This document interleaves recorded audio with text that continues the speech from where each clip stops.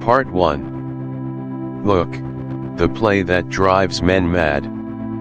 Alright, settle in, because today we're venturing into a corner of literature that is, quite frankly, dangerous. Not dangerous in the spoilers ahead sense, though there will be plenty of those to navigate. No, I mean truly dangerous to your peace of mind, to the very fabric of what you might consider stable reality. We're talking about a book that isn't just a story, but a whispered curse, an insidious revelation that once glimpsed, cannot be unseen. Before we dive too deep, let me set the scene with a few lines, just a taste of the unsettling beauty that awaits us. Imagine a world beyond our own, bathed in alien light, where shadows stretch beyond comprehension. Along the shore the cloud waves break, the twin suns sink behind the lake, the shadows lengthen on Carcosa. Strange is the night where black stars rise, and strange moons circle through the skies, but stranger still is lost Carcosa. Chilling, isn't it? Even just those few lines, divorced from their context, they evoke something ancient, something wrong, a sense of cosmic dislocation that pricks at the edges of our comfortable understanding. That verse, plucked from the void, is part of something called Casilda's song, and it's a fragment from the heart of our discussion today, a fictional play so profoundly beautiful, so utterly captivating, that to merely read it, is to risk your sanity. This, my friends, is The King in Yellow. It's a play within a collection of stories, penned by the masterful and often overlooked Robert W. Chambers at the very dawn of the 20th century. And it is arguably one of the most potent, most psychologically devastating concepts ever unleashed upon the literary world. We're not talking about a play that's just a bit dark or thought-provoking. No. This is a play that's set to tear away the flimsy veil of what we call reality, to reveal a universe far more vast, indifferent, and horrifying than our limited minds could ever comfortably conceive. It doesn't shatter the mind with gore or cheap jump scares. It shatters it with truth. Or, at least, a version of truth so utterly alien that our human apparatus for perceiving and processing reality simply short-circuits. Characters in Chambers' stories encounter this play, and their fates are invariably tragic, their minds irrevocably altered. They read it, and they change. They become obsessed. They descend into madness, or worse, they gain a clarity that makes our everyday lives seem like a cruel, elaborate joke, a lie we tell ourselves to avoid the unimaginable. The play is said to have 2 acts.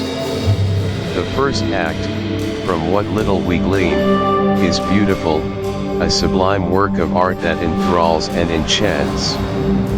But the second act, that's where the mask drops. That's where the cosmic horror truly begins, where the audience is confronted with an unbearable truth about existence, about identity, about the very nature of time and space. It seduces you with beauty in the first act, then rips your soul bare in the second. Imagine consuming a piece of art so powerful, so resonant, that it doesn't just entertain or move you, but fundamentally rewires your brain, leaving you unable to ever perceive the world the same way again. It sounds like hyperbole, I know, but Chambers weaves this concept with such skill that it feels utterly, terrifyingly plausible. This brings us to the core of our journey today, and the central, unsettling question that The King in Yellow forces us to confront: is reality as stable as we think it is? Or are we merely clinging to a comforting illusion, just one thin layer of gauze over an abyss? What if the world we perceive, the laws of physics, the passage of time, our very sense of self, our personal narratives, what if it's all just a convenient construct? A carefully curated dream from which the King in Yellow is designed to violently awaken you. It forces you to confront the idea that everything you hold dear, every certainty, might be a lie whispered to you by a cosmic jester, a puppet master from beyond the stars.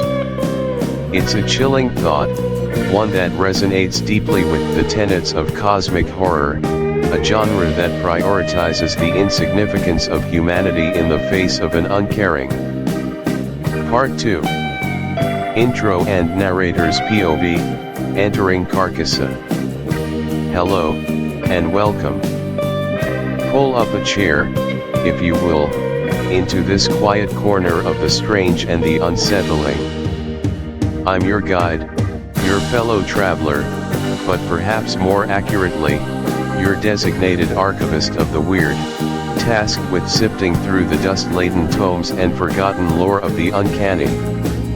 My aim, always, is to navigate these perilous intellectual landscapes, to shine a light into the shadowed corners of human imagination, and crucially, to bring us both back, relatively unscathed, from the brink of the abyss. Think of me as your steady hand, your compass needle in the shifting dunes of the bizarre. Today, we embark upon a particularly intriguing, and notoriously insidious, journey.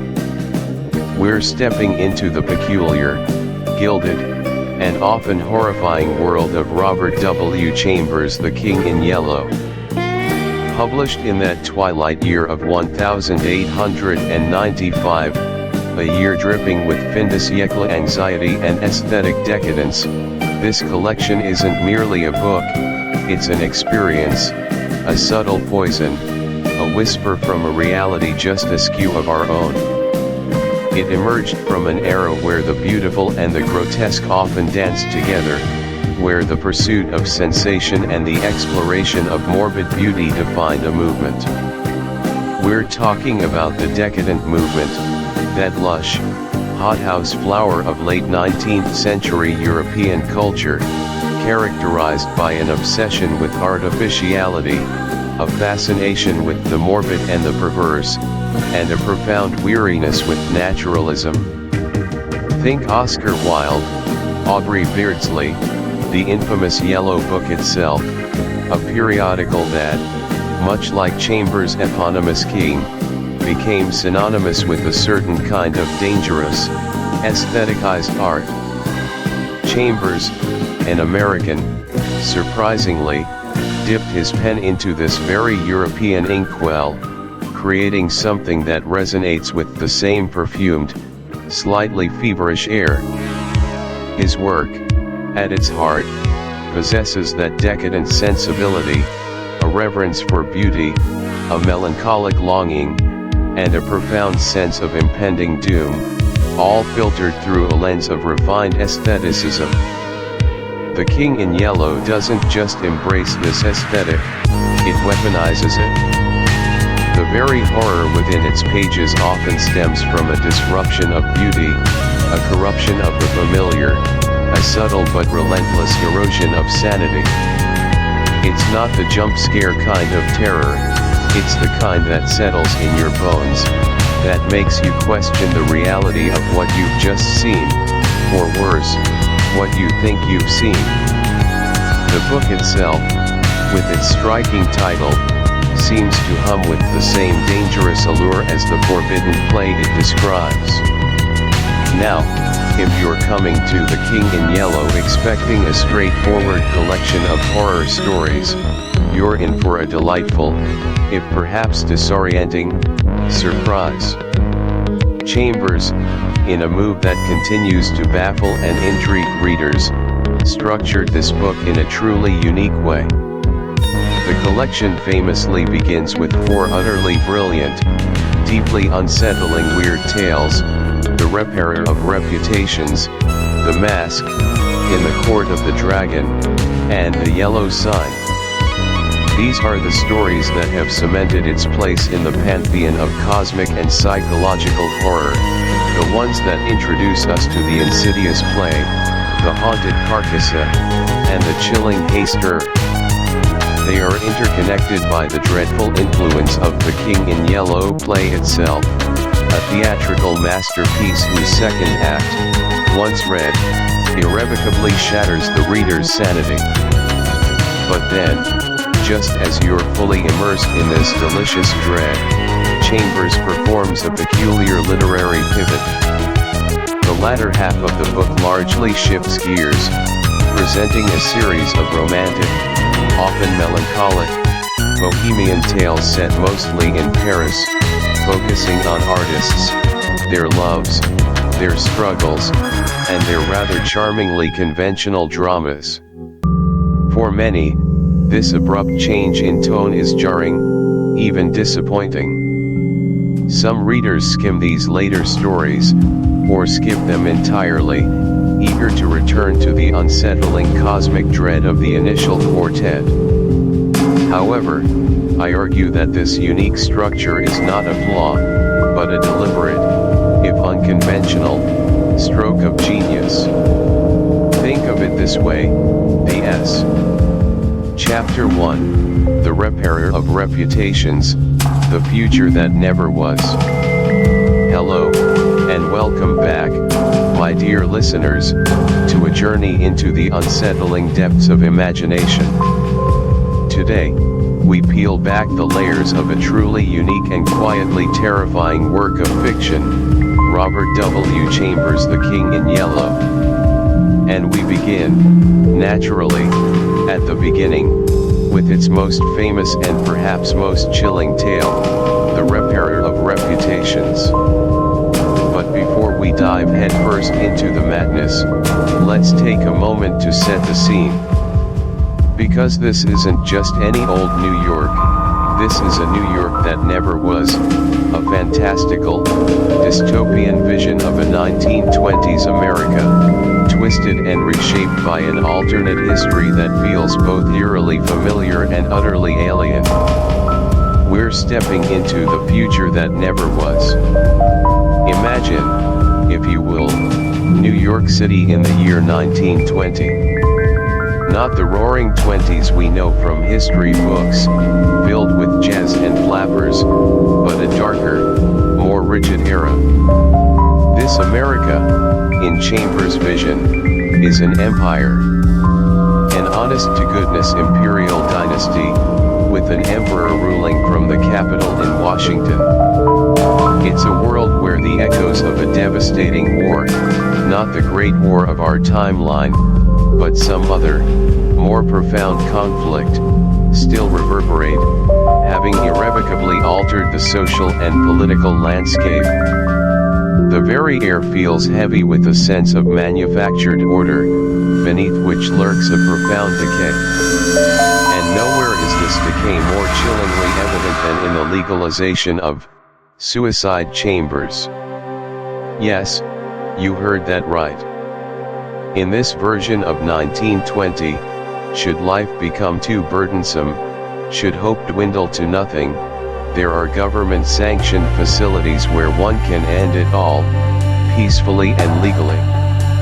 The irony is stark, a society so outwardly organized, so seemingly advanced, has institutionalized despair. It speaks volumes about the value of individual life, or rather, the lack thereof, in this new empire. The ease with which one can walk into a government lethal chamber isn't just a plot device, it's a profound statement about a world where human suffering is simply managed, categorized, and ultimately, facilitated out of existence. It's a truly chilling detail that grounds the story in an unsettling reality, even as it spirals into the surreal. The characters, our narrator included, speak of these chambers with a detached, almost casual acceptance, which makes them all the more disturbing. Our guide through this strange new world is Hildred Castine. And what a guide he is. From the very first lines, we are introduced to a man who is, well, let's just say, unreliable. Castine's journey into this alternate reality, and indeed, into the story itself, begins with a severe head injury. He was thrown from his horse, a seemingly innocuous accident, but one that shattered his skull and, arguably, his perception of reality. He spent a year in an asylum, recovering, or perhaps, recalibrating. When he emerges, he believes he's been cured, made anew, but the reader is immediately clued into the unsettling possibility that his recovery might actually be the onset of a profound delusion. He speaks of his accident with a peculiar detachment, almost as if it were a necessary crucible that forged a new, more insightful version of himself. But what kind of insight is it? He possesses what he calls great ideas, grand visions for his own future and the future of America. These aren't just ambitious dreams, they are elaborate, intricate constructs of power, destiny, and manipulation. The head injury serves as a perfect narrative device, allowing Chambers to introduce a protagonist whose grip on reality is tenuous at best, making everything he perceives and relates suspect. Is he merely eccentric? A genius misunderstood? Or has the trauma unlocked something darker, something unhinged within his mind? This question hangs over every word he utters, every observation he makes, coloring the entire narrative with a thick coat of paranoia and doubt. Castine's grand ideas, it turns out, are intimately tied to the imperial dynasty of America. He sees himself as a key player in this elaborate political structure. Chapter 2, The Repairer of Reputations, The Descent into Paranoia.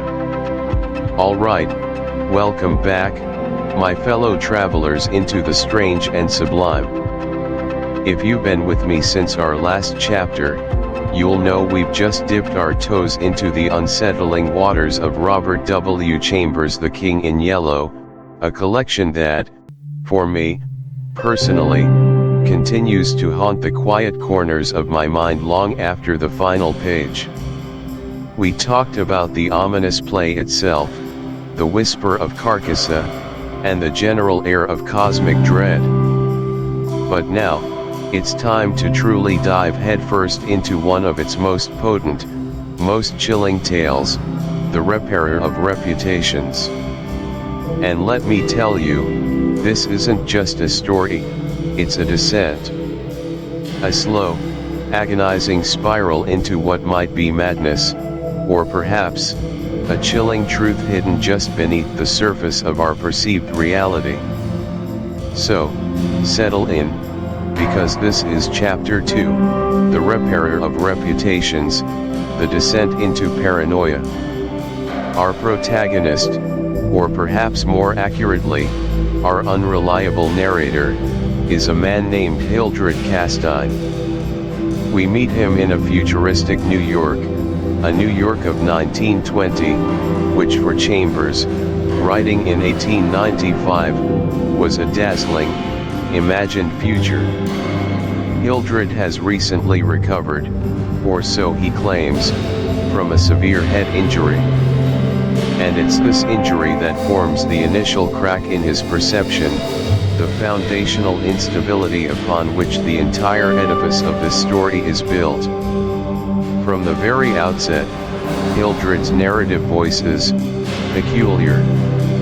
He's obsessed with the idea of an imperial dynasty of America, a grand, almost messianic vision of a future where he, Hildred, plays a crucial, royal role. And it's this grandiose delusion that brings him into the orbit of one of the most unforgettable, and frankly, disturbing characters in all of Chambers' work, Mr. Wilde. Now, Mr. Wilde is not your typical villain. He's a grotesque, misshapen dwarf, operating a rather dubious establishment called the Bureau of Hereditary Disabilities in a dingy, hidden office. The very description of him is designed to be unsettling. His face was fearfully pitted, and one of his eyes was opaque and milky. He's physically repellent, yet his intellect, his cunning, and his sheer manipulative power are terrifyingly acute. The relationship between Hildred and Wilde is, to put it mildly, sinister. It's a symbiotic dance of delusion and manipulation. Hildred, already unstable, finds in Wilde a confidant, a prophet, someone who not only believes in his imperial dynasty but actively feeds it, reinforces it, and shapes it. Wilde doesn't challenge Hildred's fantasies, he legitimizes them. He confirms Hildred's royal lineage, his destined rise to power, and the conspiracies that Hildred believes are arrayed against him. Wilde's office itself is a masterstroke of atmosphere. It's a place of shadows and secrets, filled with strange, symbolic objects, including a collection of peculiar, antique crowns, one of which, the Iron Crown, becomes a focal point of Hildred's ambition. You can almost smell the dust, the old paper, the stagnant air, mingled with something else, something unhealthy. Wilde doesn't just offer counsel, he offers confirmation of Hildred's worst fears and his most outrageous desires, all wrapped in a cloak of calculated mystery. He's the whisperer of destiny, the architect of paranoia, patiently stoking the fires of Hildred's madness. He preys on Hildred's vulnerability, his post-injury confusion, and his deep-seated need for significance. And this brings us to one of the story's most compelling and unnerving themes, is the vast, intricate conspiracy Hildred describes, the plots against him, the machinations of his cousin Louis, the grand destiny awaiting him. Is any of it real? Or is it all a horrifying hallucination, a meticulously constructed nightmare born from a damaged mind? Chambers masterfully plays with this ambiguity. From Hildred's own admissions of his head injury and subsequent memory loss, we are immediately prompted to question his perception. His worldview is utterly self-centered, almost pathologically so. Everyone around him seems to exist primarily in relation to his own grand NA. Chapter 3, The Mask, Art, Alchemy, and Obsession. Hello, everyone, and welcome back to our dive into the strange, unsettling depths of Robert W. Chambers' The King in Yellow. Last time, we emerged from the chilling, politically charged paranoia of the Repairer of Reputations, a story that burrowed into the very fabric of identity and sanity in a disturbingly familiar world. We witnessed the crumbling of a mind, the insidious influence of a play, and the terrifying prospect of history being rewritten, all under the chilling gaze of a world slowly, irrevocably, losing its footing.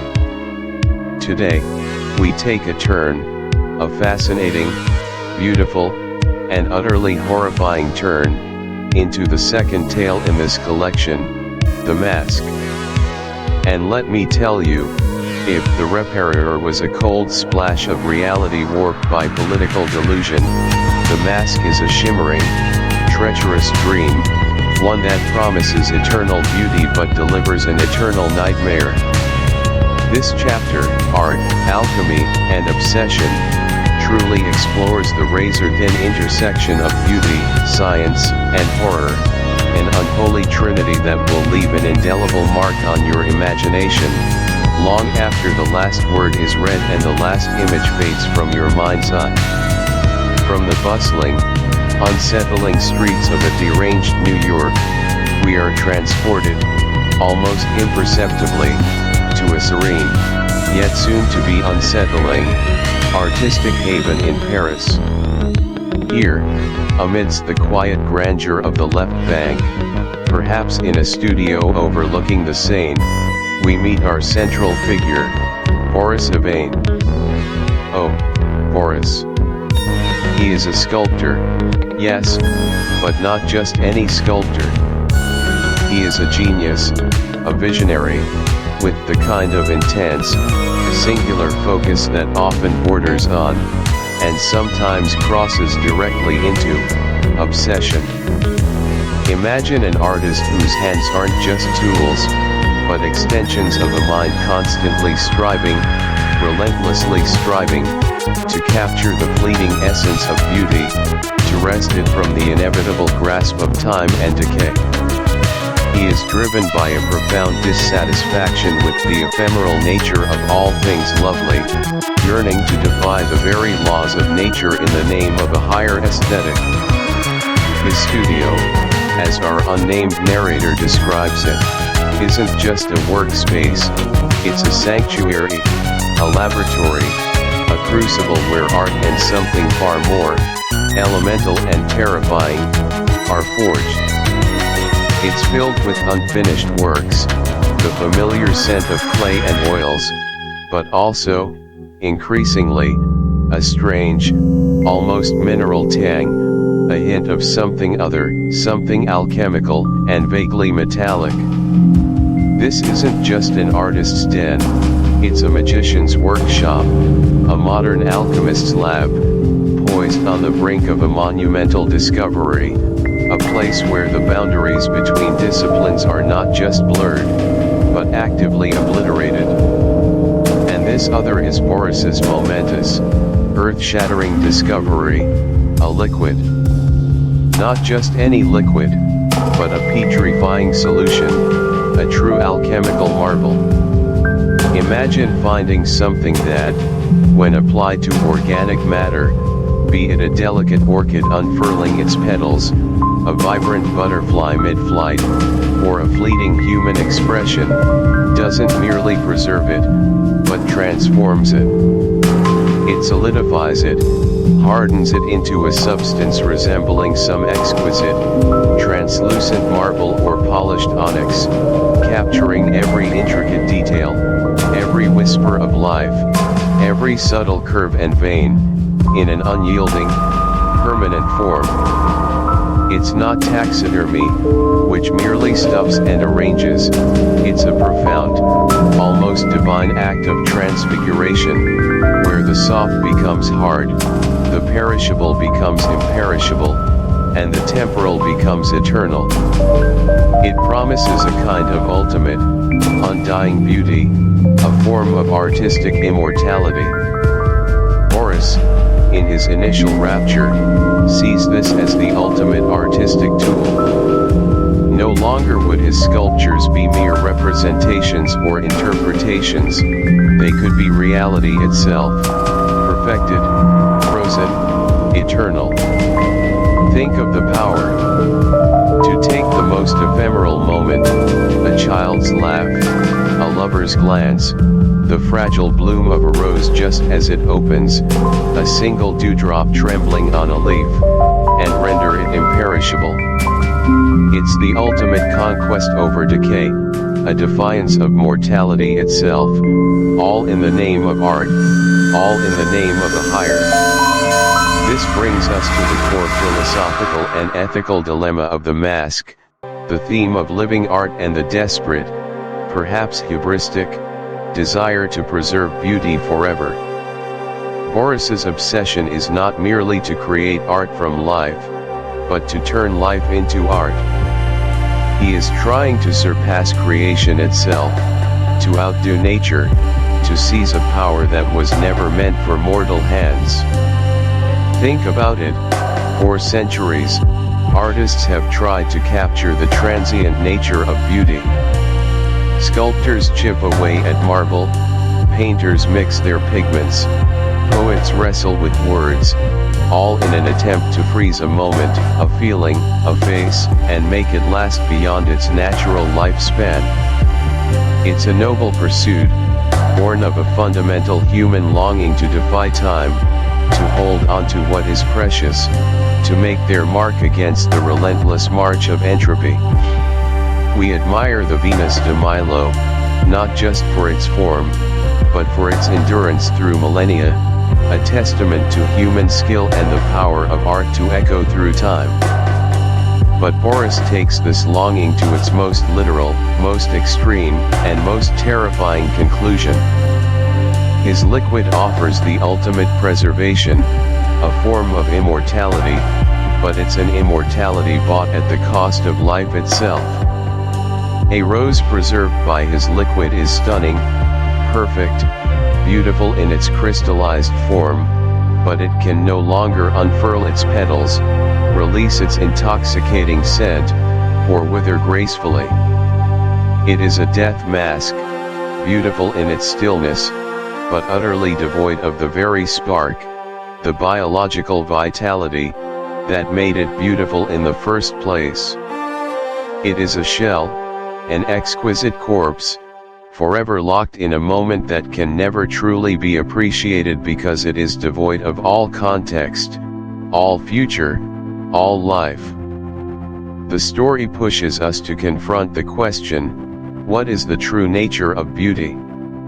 Is it static perfection, or is it inextricably linked to its impermanence, its vulnerability, its life cycle, its capacity for change and growth? Boris, in his pursuit of absolute, unchanging beauty, ironically seeks to destroy the very quality that makes life beautiful, its dynamism, its fleetingness, its capacity for change and growth, its warmth, its very soul. He wants to make art live forever, but he does so by making life dead forever. The living art he creates is a chilling paradox, a testament to the dangers of unchecked ambition, a kind of artistic necromancy, twisting the very concept of beauty into something cold, sterile, and terrifying. And this leads us to the most striking aspect of the mask, its dreamlike quality. Compared to the stark, almost journalistic horror of the repairer of reputations, with its clear descent into madness and its relatively straightforward, if unsettling, narrative, the mask operates on a different plane entirely. The narrative here feels less like a waking nightmare and more like a fever dream, beautiful and seductive, yet increasingly distorted and terrifying. The story unfolds with a peculiar internal logic, a sense of predestination that is characteristic of dreams, where events may seem disconnected yet flow with an unnerving, inevitable progression. The prose itself is more lyrical, more evocative, painting scenes with a palette of rich, almost hallucinatory imagery.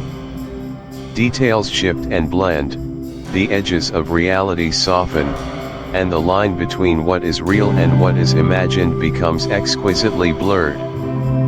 There's an atmosphere of impending doom, but it's a quiet, insidious dread that seeps into your bones rather than striking you overtly. We float through scenes rather than firmly inhabit them, swept along by the current of the narrative's strange beauty. The actions of the characters, especially Boris, take on an inevitable, almost fated quality, as if they are merely playing out a pre-written, tragic script in a dream from which they cannot awaken. The narrator often speaks of sensations, of feelings, of impressions, of the changing light and the subtle shifts in the emotional landscape, rather than concrete, chronologically ordered events. The passage of time itself seems fluid, distorted by the intense emotions and on. Chapter 4, The Mask, The Resurrection. Welcome back, fellow travelers into the strange. We've journeyed through the unsettling beauty of art and the perilous depths of obsession in Robert W. Chambers' The Mask, a story that, even without directly quoting the dread play, breathes the very air of the yellow mythos. Last we left our ill-fated duo, Salvador, the sculptor, was caught in the terrifying grip of his own artistic ambition, a desire to immortalize his beloved Genevieve in stone, a desire that was swiftly becoming a curse. And Genevieve, trapped, betrayed, stood on the precipice of a choice no one should ever have to make. Today, in Chapter 4, The Mask, The Resurrection, we witness the tragic, chilling resolution of their tale. And trust me, it's not what you expect. We'll delve into the ultimate sacrifice, the long, lonely years that followed, and a twist that redefines both horror and hope, all while examining how the subtle tendrils of the King in Yellow extend even to the seemingly mundane tragedy of love and art. So, lean in close. Let's finish this story. Genevieve, my friends, was cornered. Imagine her despair. Salvador, her lover, her tormentor, had revealed his true, monstrous artistic vision, to transform her, living and breathing, into a statue. Not through death, but through a terrifying, slow, living petrification induced by the waters of that cursed, beautiful spring on his estate. He saw it as the ultimate artistic triumph, a way to immortalize her beauty, free from the ravages of time and decay. But for Genevieve, it was a living death sentence. A violation of her very being. She knew she couldn't escape Salvador's obsessive love. It was a cage of gold and granite, inescapable. But she could, perhaps, escape his method. If she was to be turned to stone, she would do it on her own terms. It's a moment that always sends shivers down my spine, this act of defiant despair. One fateful evening, under the moonless sky, Genevieve made her decision. The air, heavy with the scent of night-blooming jasmine and the metallic tang of the spring water, must have felt like a shroud. She walked, with a terrible, resolute grace, not into Salvador's forced embrace of petrification, but towards the heart of the spring itself. This wasn't Salvador's controlled, slow transformation. This was an act of terrible agency. A suicide, yes, but a suicide designed to thwart her captor's ultimate triumph, to take control of her own fate, even in its ending. The story tells us she plunged into the waters, not just wading, but immersing herself fully, desperately, into the very source of the petrifying power. Imagine the scene, the moonlight, if there was any, glinting off the water's surface, then the sudden ripple as she entered. And then, the horrifying, irreversible change. Not the gradual, subtle hardening Salvador had planned, but a rapid, almost violent transformation. The waters, imbued with their unnatural mineral essence, must have worked quickly, relentlessly. Her supple flesh, her flowing hair, her vibrant eyes, all slowly, inexorably, began to harden, to crystallize. The initial chill would give way to an agonizing stiffening, her muscles locking, her skin becoming rigid, her heart, once beating with defiant terror, slowing, until it, too, became part of the stone. She sought escape from Salvador's mask, his imposed identity, by embracing the ultimate mask, an inert, unfeeling shell. And in that moment, she was free. Free from Salvador's gaze, free from his art, free from the terror of a slow, controlled demise. She became pure sculpture, a monument to her own tragic choice, rather than a canvas for his twisted genius. It's a profoundly sad end, a silent scream etched in stone. A final, desperate assertion of self in the face of absolute control. Salvador. Oh, Salvador. When he discovered her, submerged in the spring, a perfect, exquisite statue of his Genevieve, but a statue born of her own hand, not his, what must have gone through his mind? Was it horror? Despair? A perverse satisfaction that he had, after all, achieved his goal. The rigid stone softened, cracked, then peeled away, revealing not bones, not decay, but living tissue beneath. Her skin, once gray and lifeless, regained its warmth and color. Her eyes, long vacant, began to stir behind translucent lids. Imagine the horror, the exhilaration, the sheer, mind-bending impossibility of it. The twist is brutal in its irony. Genevieve awakens, decades later, a woman perfectly preserved in time, while Salvador, the architect of her fate, lies on his deathbed, a frail, withered old man. The story implies that she fully awakens, stepping out of her stone prison, perhaps just as Salvador draws his last breath. Think about that moment. She escaped the slow, agonizing petrification he planned, by embracing a faster one. And that faster, self-imposed petrification, turned out to be her salvation. A perverse, cosmic joke. She is resurrected, but into a world that has moved on without her, a world where her lover, her captor, is now gone. What is left for her? What memories does she carry from her long stasis? Does she even recognize the aged, dying man who has spent a lifetime mourning her? Is she grateful? Terrified? Enraged? The story leaves us to ponder these chilling implications. It's not a happy ending. It's a resurrection into a new kind of tragedy. She is free, yes, but free into a desolate landscape of lost time, lost love, and a profoundly altered reality.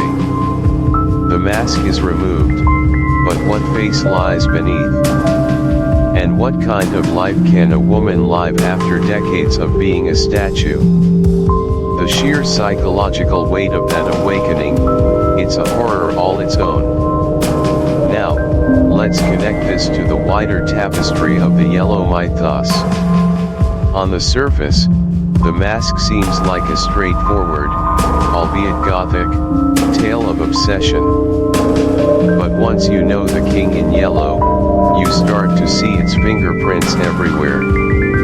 Chambers is a master of subtlety, and this story, perhaps more than any other in the collection, showcases how the cosmic horror can seep into the mundane, distorting it from within. First, consider the theme of unnatural transformation. The core horror of the mask is the petrifying pool. It's an anomaly, a natural law twisted, much like the reality-bending nature of the King in Yellow play itself. It's a force that unnaturally alters human form, blurring the lines between life and death, art, and biology. This isn't just magic, it feels like an alien, unsettling power, a glimpse into a world where the rules are different, a world perhaps just beyond the veil of Carcosa. The reversal of the petrification further amplifies this, defying not only death, but also the very concept of irreversible change. It's an almost divine, or unholy, intervention. Then there's the loss of sanity and obsession. Salvador's artistic vision, initially perhaps noble, descends into a terrifying obsession. He becomes consumed by the idea of immortalizing Genevieve, losing sight of her personhood, her will, her very humanity. This is a classic symptom of exposure to the yellow mythos, where intense focus on a single, forbidden idea, often related to art or creation, leads to madness. The play itself is said to drive its readers insane.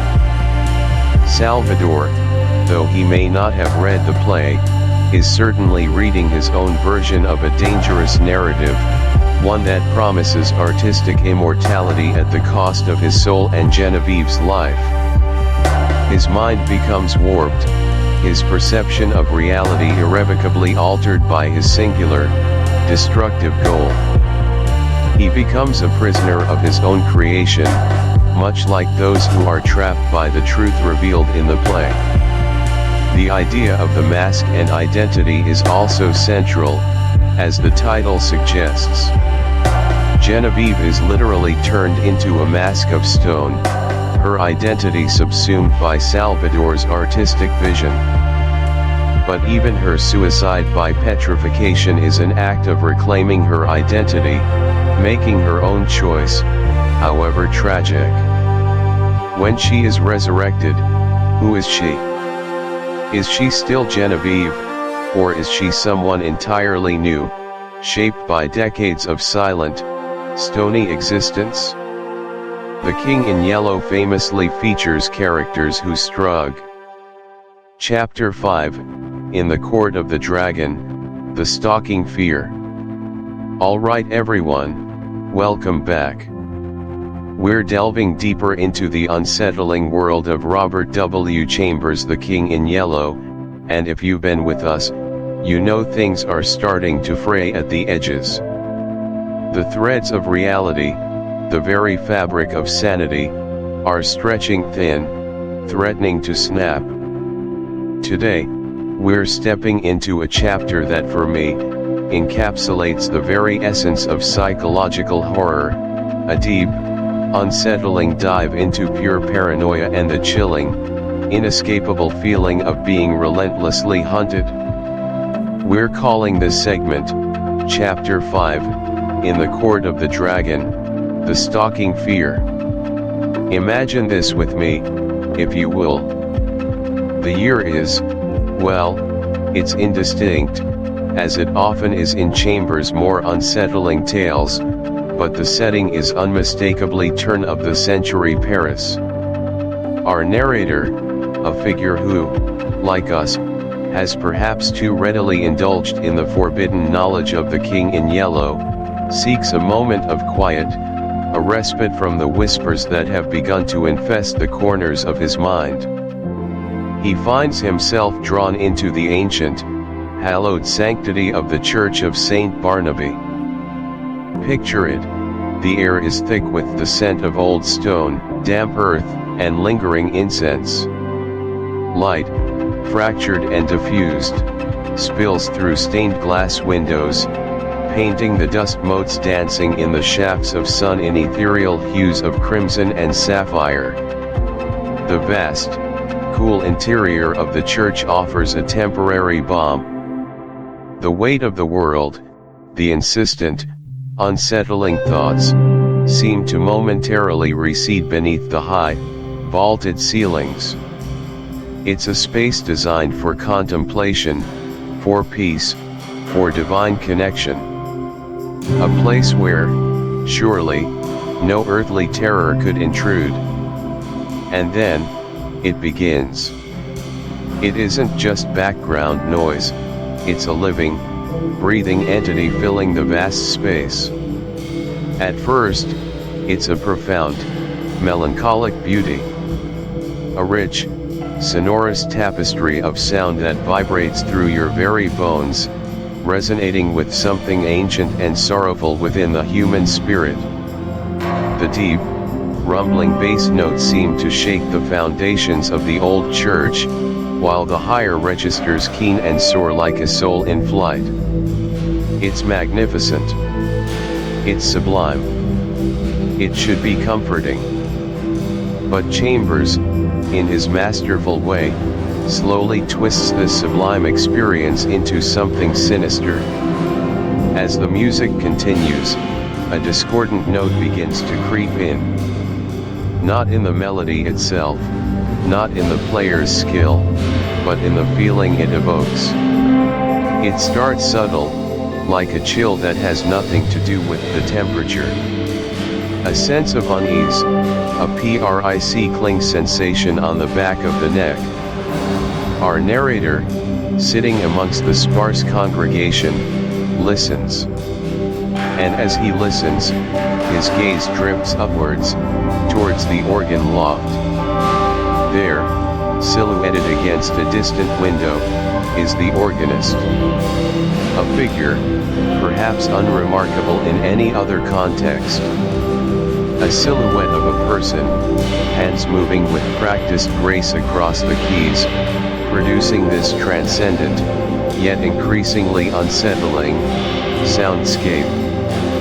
And this is where the pure, unadulterated paranoia truly ignites. It's not something the organist does. It's not a sudden, menacing gesture, or a malevolent glance cast downwards. Chambers doesn't give us anything so overt, so conveniently explainable. Instead, it's a sudden, sickening jolt, an irrational fear that blossoms in the narrator's chest like a poisonous flower. It's the abrupt, horrifying realization, without a shred of logical evidence, that this person, this unassuming musician, is somehow connected. Connected to it. To the play. To the dread. To the encroaching madness that has been slowly tightening its grip. How do you describe a fear that has no origin point, no discernible cause? It's a pure, unreasoning terror, born not of external threat, but of internal corruption. It's as if the music, once a solace, now becomes a siren's song, luring him into a psychological abyss. The organist, once merely a part of the church's grandeur, transforms into a silent, knowing sentinel. A guardian, or perhaps, a hunter. Did the organist glance down? Perhaps. Did their posture suggest something more than mere musical con? The clatter of horse-drawn carriages, the murmur of 1,000 conversations, the aroma of fresh bread and strong coffee, a sensory overload that should ground him, but instead, only sharpens the edge of his terror. He darts down boulevards, through narrow cobblestone alleyways, past crowded cafes where people sip wine, oblivious. Every shadow seems to deepen, every corner a potential ambush. He glances over his shoulder, constantly. Is that a figure lurking in the doorway? Was that a familiar face in the crowd, one that seemed to know? The city, once a vibrant tapestry of life and beauty, becomes a labyrinth designed specifically to ensnare him. The feeling of being hunted isn't about seeing a face behind you, it's about knowing it's there, even when you can't see it. It's the pervasive, creeping certainty that no matter where you go, no matter how fast you run, an unseen entity is keeping pace, always just out of sight, always a step behind. The exhaustion sets in, a deep, bone-weary fatigue that has nothing to do with physical exertion and everything to do with the unrelenting strain on his mind. He scrambles onto an omnibus, hoping to lose himself amongst the anonymous faces, but even there, the terror persists. The faces of his fellow passengers blur into an indistinct mass, yet each one holds the potential for recognition, for that knowing glint in the eye that confirms his darkest fears. The rumble of the omnibus, the jostle of bodies, instead of providing comfort in numbers, it amplifies his sense of claustrophobia, of being trapped. The chase continues, through parks and across bridges spanning the Seine, the dark waters reflecting the uncertain sky, seeming to mirror the swirling chaos within his own mind. The iconic Parisian landmarks, usually symbols of beauty and enduring culture, now take on a sinister aspect. The Eiffel Tower, a looming skeleton, Notre Dame, a gargoyle-haunted fortress. The world itself seems to conspire against him, every architectural detail, every fleeting shadow, a subtle confirmation of his persecution. And this, my friends, brings us to the most chilling part of this experience, the psychological toll of inescapable persecution. What does this kind of sustained, irrational, yet utterly real terror do to a person?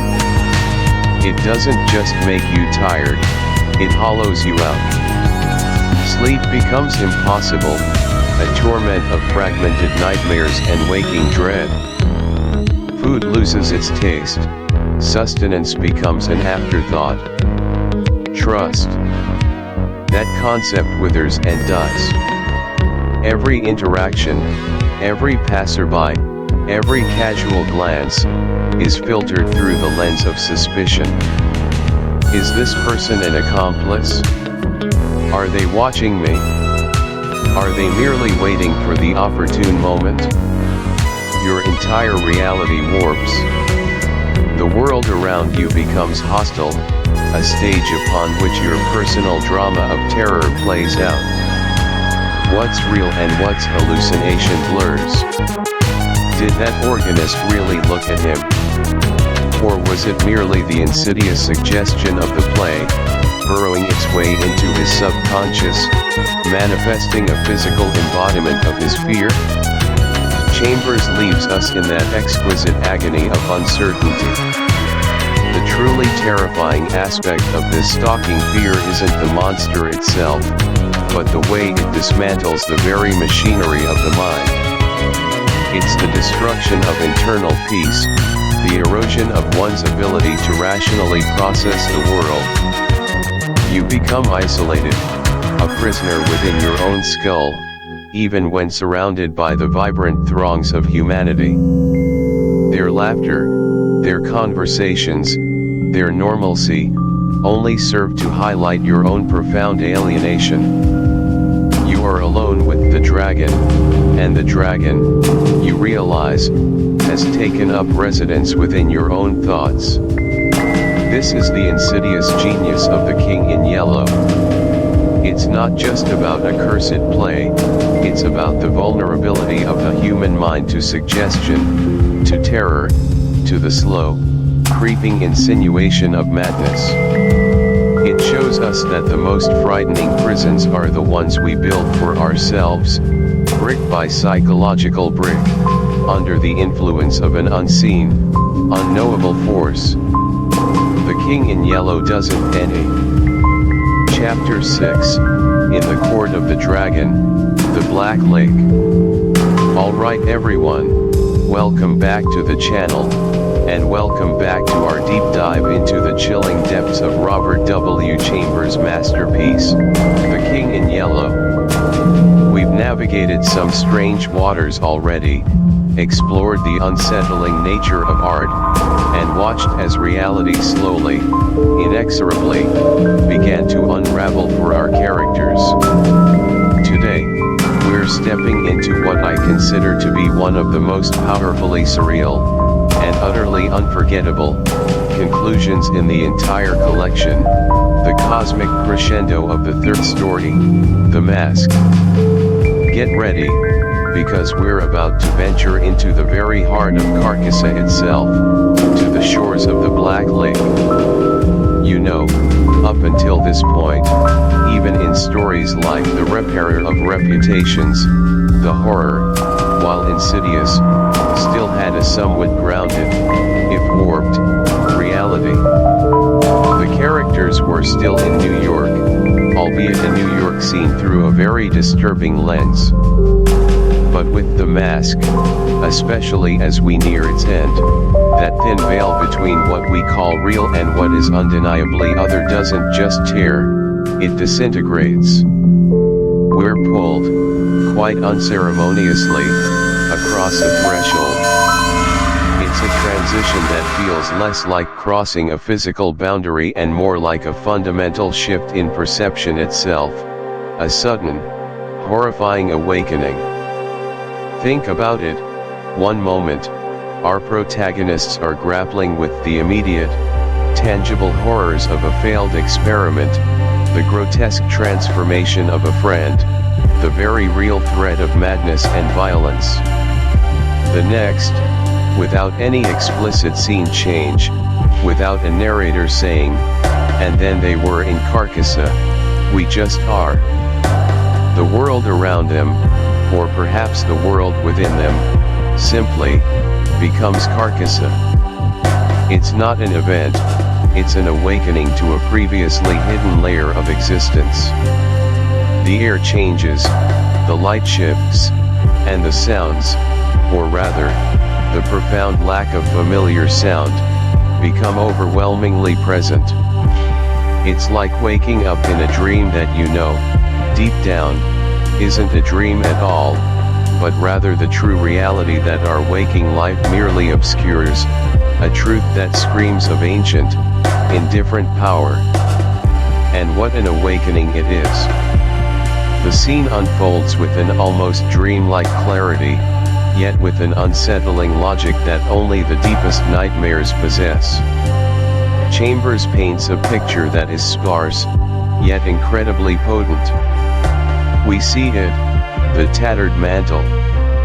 This image, repeated throughout the stories, is here given its most direct and terrifying manifestation. It's not just a phrase anymore, it's a terrifying, undeniable vision. Imagine standing on the shore of this vast, still, utterly black body of water.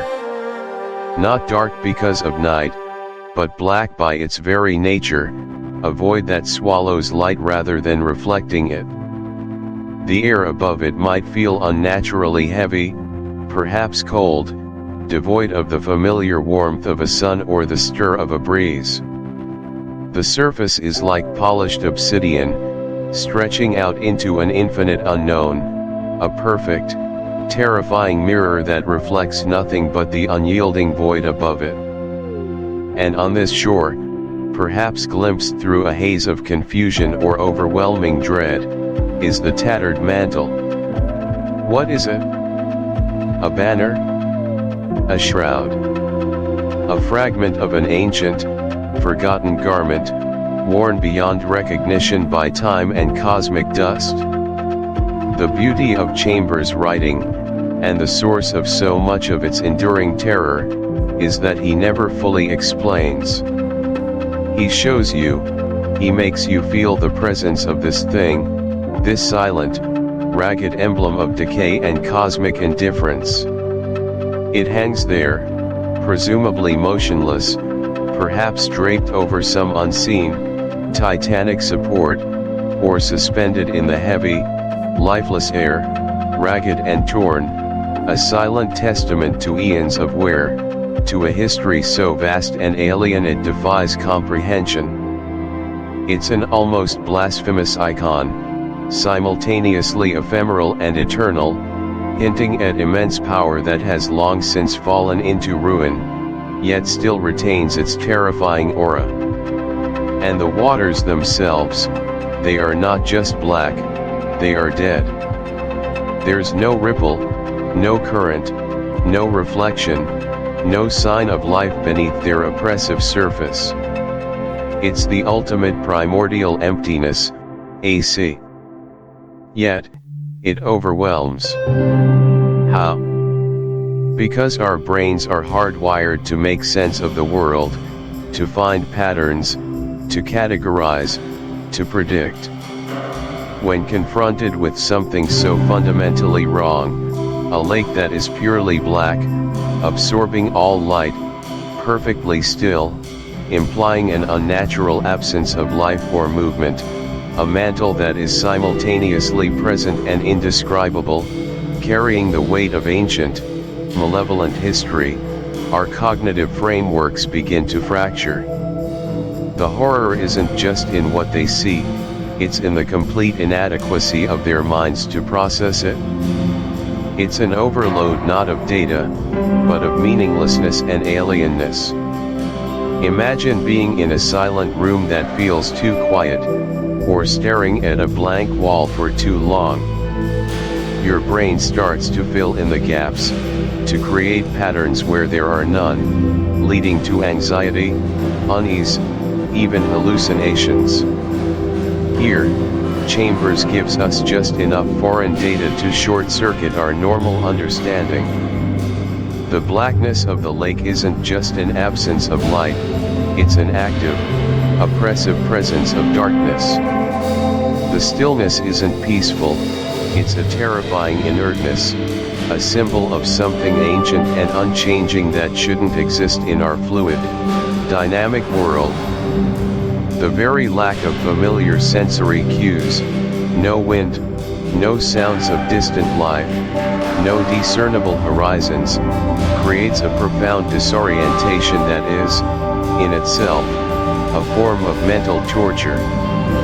Your senses are working, but they're receiving information that actively defies processing, leading to a kind of psychological paralysis. That sensory overload in its most insidious form, making you doubt the very fabric of your perception, leaving you utterly vulnerable. It's a psychological assault that precedes the spiritual and existential collapse. And what does this all mean for our characters, and for us, the readers, left to grapple with these unsettling images? It brings us to the core, inescapable truth of the King in Yellow, the inevitability of the King's reach. Up to this point, characters might have tried to resist, to understand, to fight back against the encroaching madness, to cling to the shreds of their former lives. But here, in the cold, silent embrace of the Black Lake, resistance is futile. Understanding is impossible.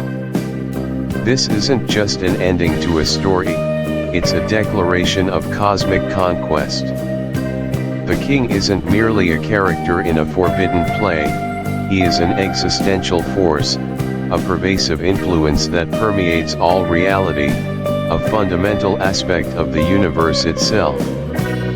His truth is not something you merely read, it's something that becomes you, something that reshapes the very contours of your being. The vision of Carcosa, the Black Lake, the tattered mantle, these are not just locations or objects. They are manifestations of the King's ultimate dominion. They are proof that his influence isn't limited to the pages of a cursed play or the minds of susceptible artists. It's a fundamental aspect of the universe, lurking beneath the surface of our mundane existence, waiting for the right conditions, the right moment, or perhaps the right exposure to his truth, to reveal itself. The end of the mask isn't a happy one, nor is it a conventionally tragic one where characters meet a definitive, understandable fate. It's far more terrifying. It's an ending where the characters, if they even survive in any recognizable form, are irrevocably altered. They have seen behind the curtain, gazed into the abyss, and understood that the abyss gazes back, and that it contains an entity far more ancient, far more powerful, and far more indifferent than anything they could have conceived. Their reality has been shattered, replaced by the horrifying, unyielding reality of Carcosa. The King's Reach isn't about physical conquest, it's about existential annexation. It's about the slow, creeping realization that everything you thought you knew, everything you held dear, every sanity-preserving illusion, is just a temporary construct, easily swept away by the cosmic tide of the yellow sign. The Black Lake, then, serves as the ultimate destination, the plot. Chapter 7, The Yellow Sign, The Watchman. Alright, buckle up, everyone, because if there's one story from Robert W. Chambers' The King in Yellow that's truly clawed its way into the collective subconscious of modern horror, embedding itself deep within the foundations of what we now call weird fiction, it's undeniably The Yellow Sign. This isn't just a chapter, it's a masterclass in atmospheric dread, a slow burn that culminates in an unforgettable, chilling punch, and it's the perfect illustration of how Chambers was laying down blueprints for horror tropes we still see today. So, let's peel back the layers of this iconic tale, and really see what makes it tick, what makes it so enduringly, disturbingly effective.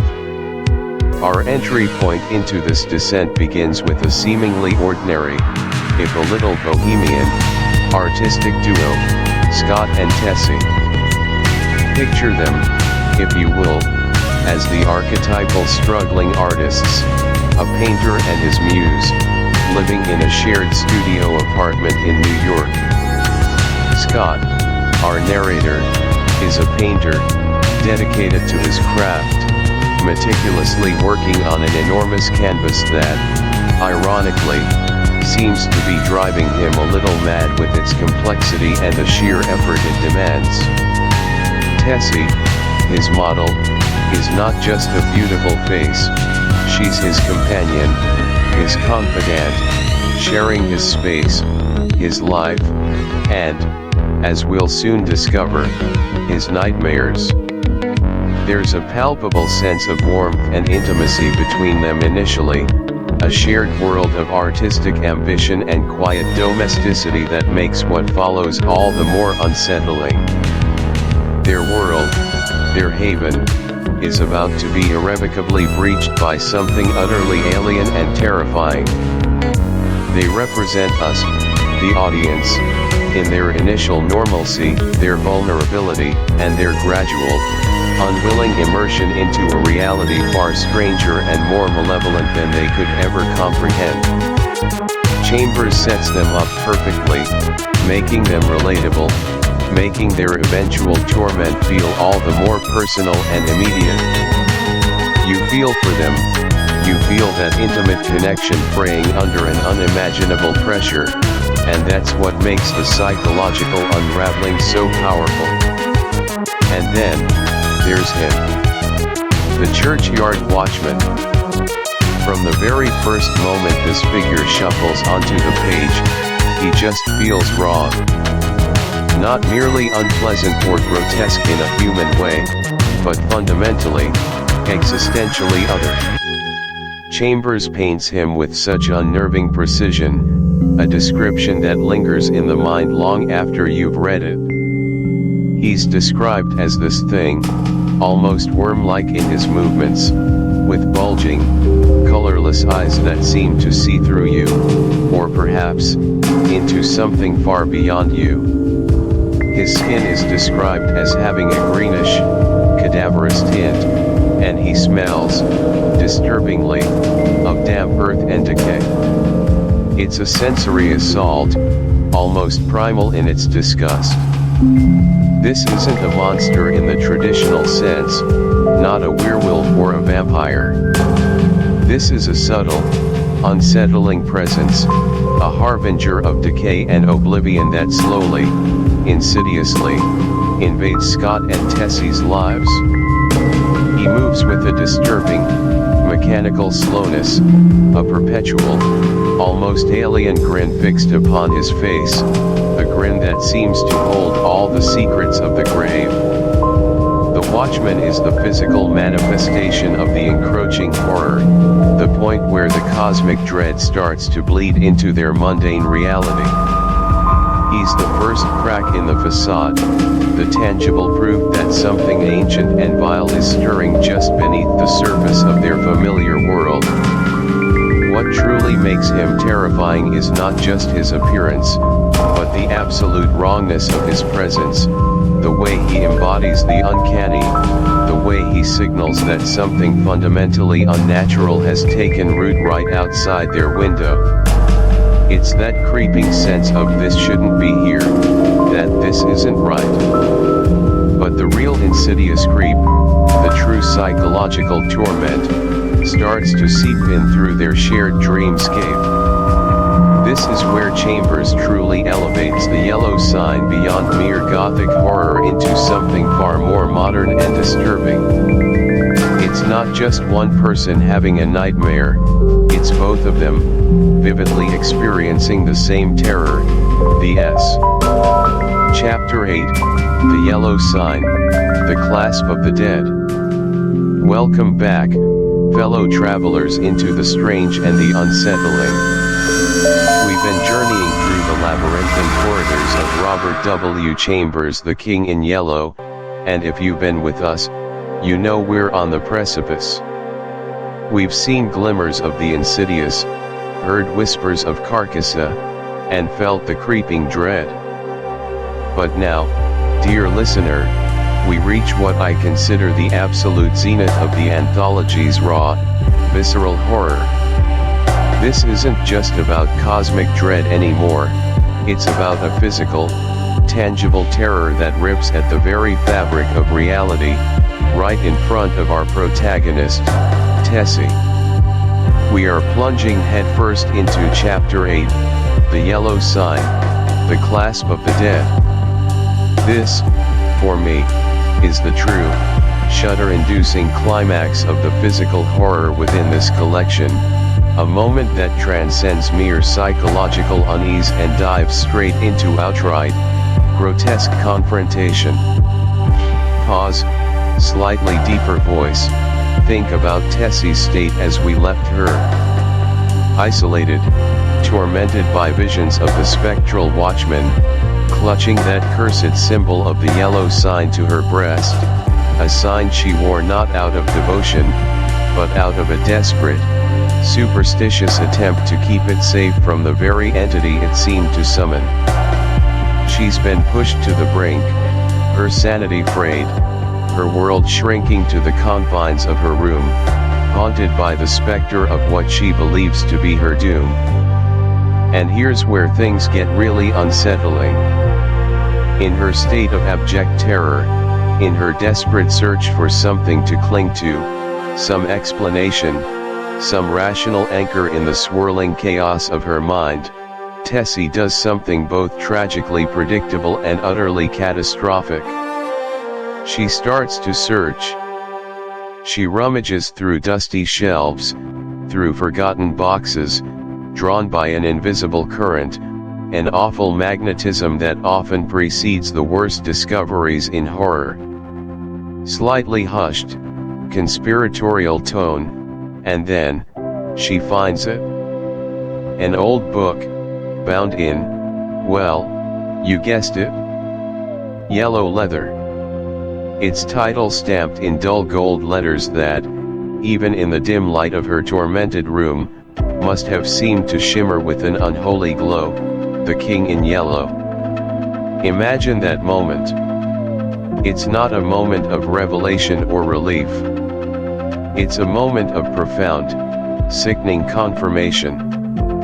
For weeks, the play has been a phantom limb of her paranoia, a whispered name, a forbidden concept. And now, it lies in her hands, tangible and real. The leather would feel aged, perhaps a bit warped, carrying the scent of old paper and something else, something unsettling, like stale air from a forgotten crypt. This isn't just a book, it's the book. The source. The origin point of her encroaching madness, the key to the very gates of Carcosa that she feels creaking open around her. It's the forbidden fruit, and she has, inadvertently, plucked it from the tree. Slight pause, building tension, but even as the dread of holding that volume settles into her bones, the true horror of the climax is just beginning its slow, deliberate approach. Remember that watchman? The one who tapped so insistently on her window pane, the one whose spectral face pressed against the glass? He's back.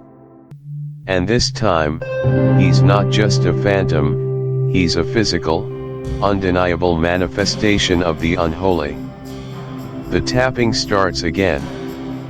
Soft at first, then growing louder, more insistent, more solid. It's a sound that makes the hairs on your neck stand on end, a rhythm that seems to beat in time with Tessie's own terrified heart. She knows, we know, what's out there. The horror isn't in the unknown anymore, it's in the certainty. And then, he emerges from the darkness. The description Chambers gives us is chillingly precise, his livid face close to mine, his hat almost brushing the window pane. Livid, a word that conjures not just paleness, but a bruised, unwholesome pallor. His eyes, they're not merely empty, but possess a foul, incandescent light. This isn't a ghost you can dismiss, this is a corpse animated by something ancient and malevolent, something that wants her. Voice drops, becomes more intense, the window, her last bastion of Safed. Chapter 9, The Demoiselle d'Ys, Romance and Time. Hey everyone, and welcome back to the channel. If you've been following along on this deep dive into Robert W. Chambers' The King in Yellow, you've probably noticed a pattern developing in our journey so far.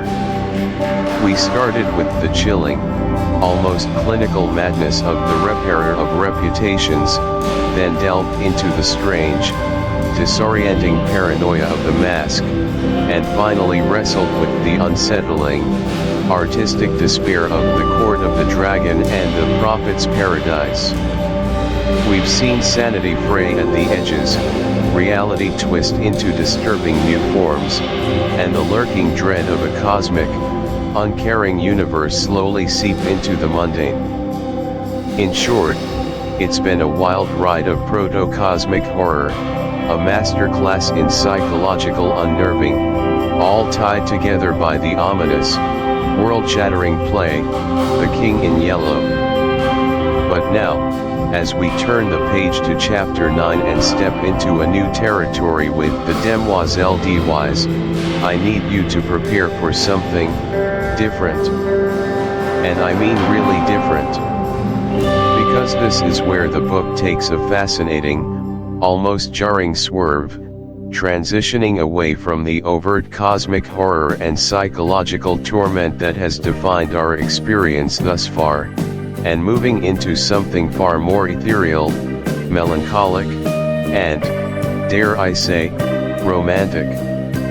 It's a tonal shift that often surprises first-time readers, and it's something I want to unpack thoroughly today. We're moving from the bustling, gas-lit streets of a distorted New York, or the eerie art studios of a haunted Paris, into the mist-shrouded, ancient countryside of Brittany, France. Gone, for a moment, is the explicit dread of the yellow sign, replaced by the gentler, yet equally profound, sorrow of lost time and impossible love. It's still unsettling, mind you, but in a completely different way, more elegiac than terrifying. The Demoiselle d'Ys feels almost like a fable, a dream plucked from a forgotten age. Our narrator, a modern man, and significantly, one who doesn't seem to be immediately succumbing to madness or the direct influence of the play, finds himself on a hunting trip in the wilds of Brittany. He's out there, enjoying the solitude, the crisp air, the thrill of the chase. But as often happens in stories like these, he gets lost. The mists roll in, the familiar landscape blurs, and he stumbles upon something utterly unexpected, an ancient, crumbling villa, seemingly abandoned, nestled deep within a forgotten valley. Now, imagine this scene: you're a modern person, equipped with your hunting gear, your sense of the contemporary world, and suddenly, you're looking at a place that time has quite simply forgotten. The architecture, the gardens, even the air itself, hum with an anachronistic energy. It feels too old, too untouched, almost like stepping into a painting from centuries past. And it's here, amidst this beautifully preserved anachronism, that he encounters her, Jean D. Wise. From the moment she appears, the story bathes itself in a dreamlike glow. Jean is everything you'd imagine of a noble woman from the 16th century, beautiful, elegant, dressed in period attire, and possessing a captivating innocence. She speaks French, of course, and our narrator, fluent himself, quickly falls under her spell. Their interactions are immediate, intense, and profoundly romantic. They spend what feels like days, or perhaps weeks, together, exploring the ancient villa, sharing stories, and falling deeply in love. It's a whirlwind romance, untainted by the complexities of the modern world, a pure connection forged in a timeless pocket. But, as with all dreams, there's a fragile core to this reality. The narrator starts to notice subtle inconsistencies, things that don't quite add up. The furniture, the language, the lack of any modern presence, it's all too perfect. And then, the heartbreaking revelation: Jean D. Wise is not merely from a different time, she is from a time that has long passed.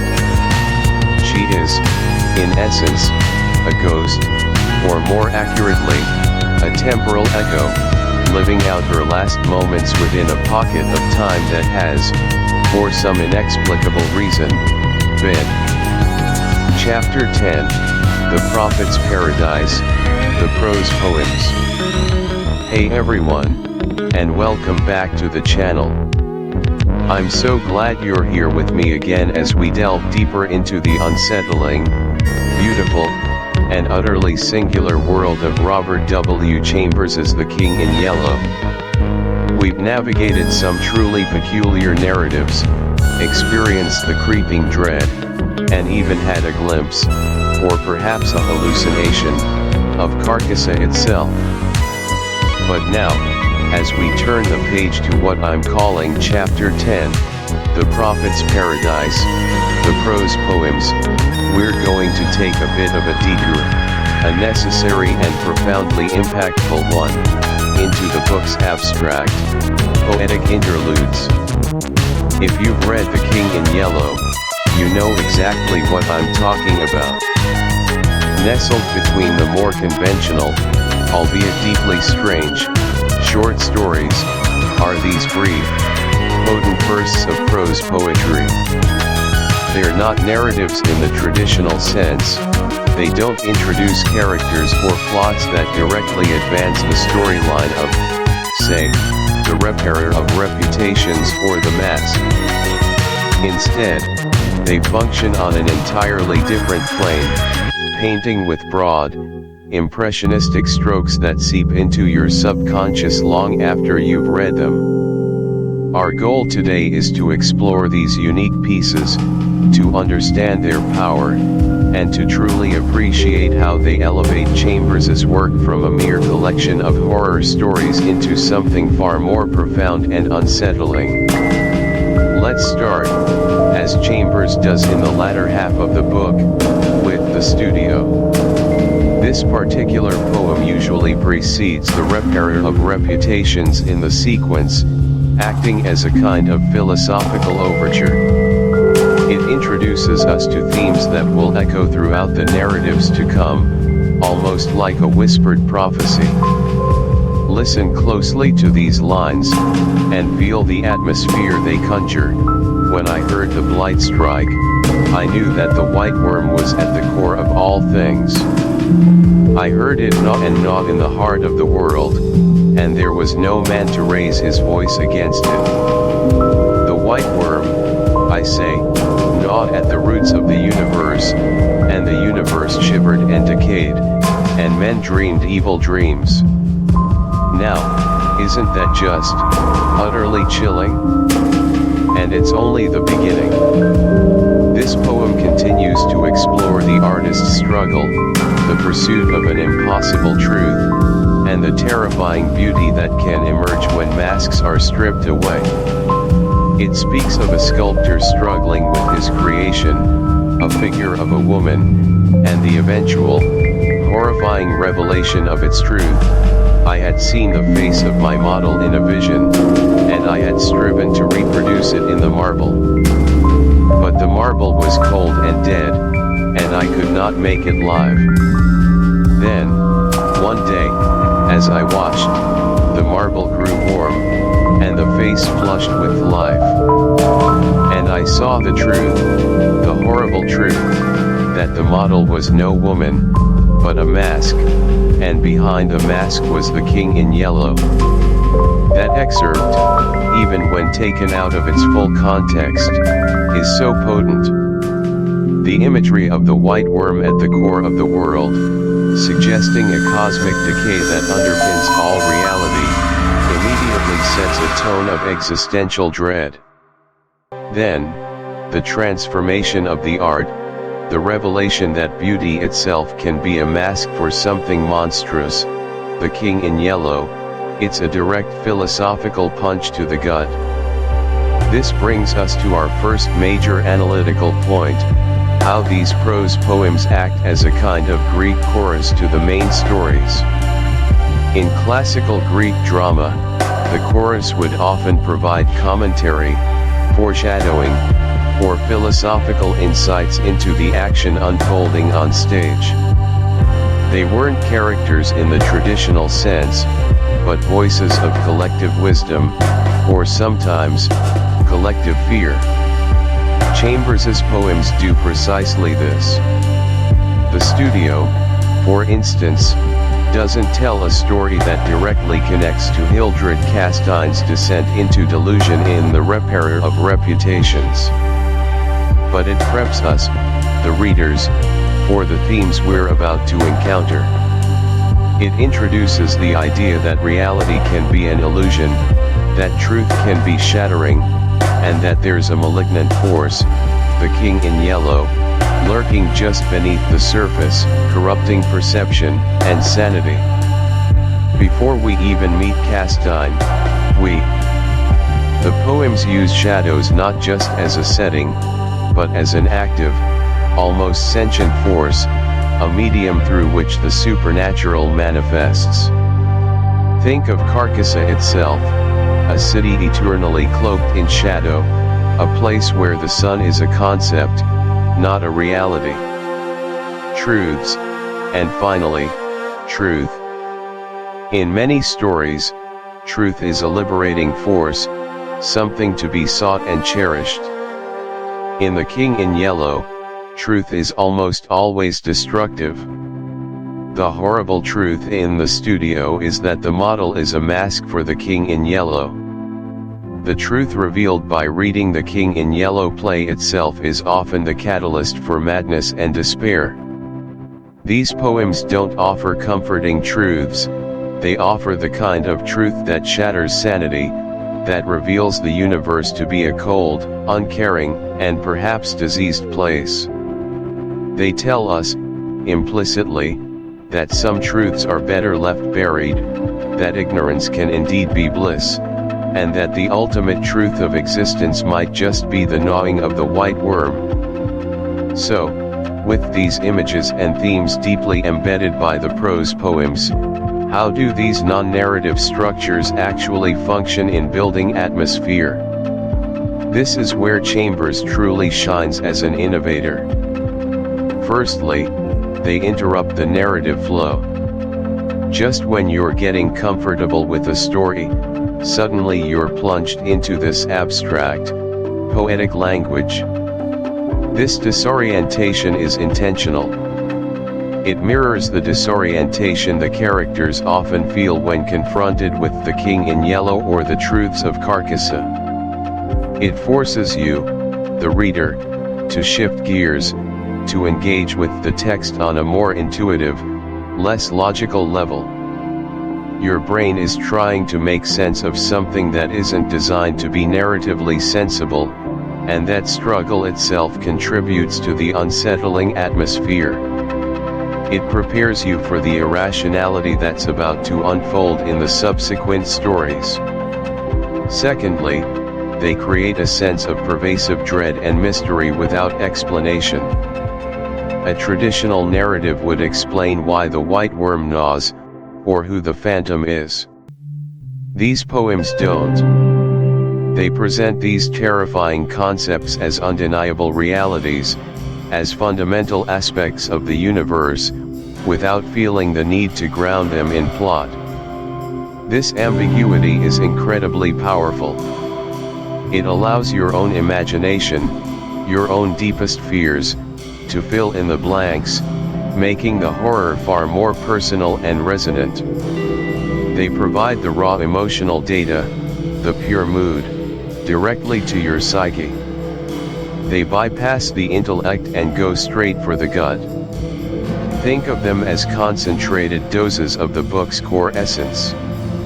They distill the themes of cosmic horror, existential dread, the fragility of sanity, and the lure of the unknown into pure poetic form.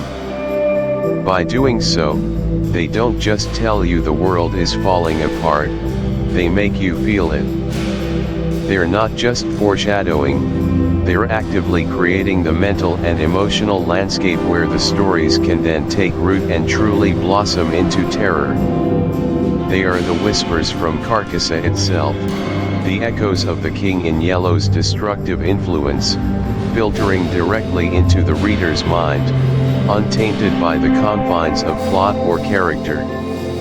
They are pure, undiluted atmosphere. So, as we move forward into the more explicit narratives, I encourage you to remember these poetic interludes. They are the scaffolding upon which the more terrifying elements are built, the prophet's whispering of paradise and peril, of masks and shadows, of truths too awful to bear. They are a testament to Chambers's unique genius, his understanding that sometimes, the most profound horror isn't found in a jump scare or a grotesque monster, but in the unsettling beauty of a few perfectly chosen words, painting a picture of a world just beyond our grasp, forever tainted by the spectral influence of the King in Yellow. Thank you for joining me on this exploration. Next time, we'll dive back into a specific story, armed with this deeper understanding of the book's underlying currents. Until then, keep reading, keep thinking, and try not to stare too long into the shadows. See you then. Hey everyone, and welcome. The imagery of the white worm at the core of the world, suggesting a cosmic decay that underpins all reality, immediately sets a tone of existential dread. Then, the transformation of the art, the revelation that beauty itself can be a mask for something monstrous, the King in Yellow, it's a direct philosophical punch to the gut. This brings us to our first major analytical point, how these prose poems act as a kind of Greek chorus to the main stories. In classical Greek drama, the chorus would often provide commentary, foreshadowing, or philosophical insights into the action unfolding on stage.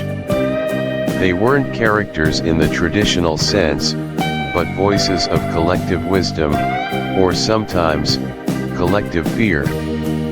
Chambers's poems do precisely this. The studio, for instance, doesn't tell a story that directly connects to Hildred Castine's descent into delusion in The Repairer of Reputations. But it preps us, the readers, for the themes we're about to encounter. It introduces the idea that reality can be an illusion, that truth can be shattering, and that there's a malignant force, the King in Yellow, lurking just beneath the surface, corrupting perception and sanity.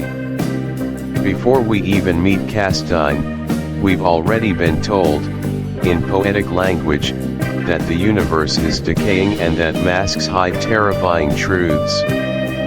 They set the mood, they establish the philosophical underpinnings, and they create a pervasive atmosphere of unease and cosmic horror before the narrative even has a chance to develop.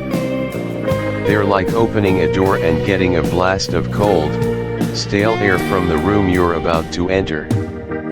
You haven't seen anything yet, but you feel it.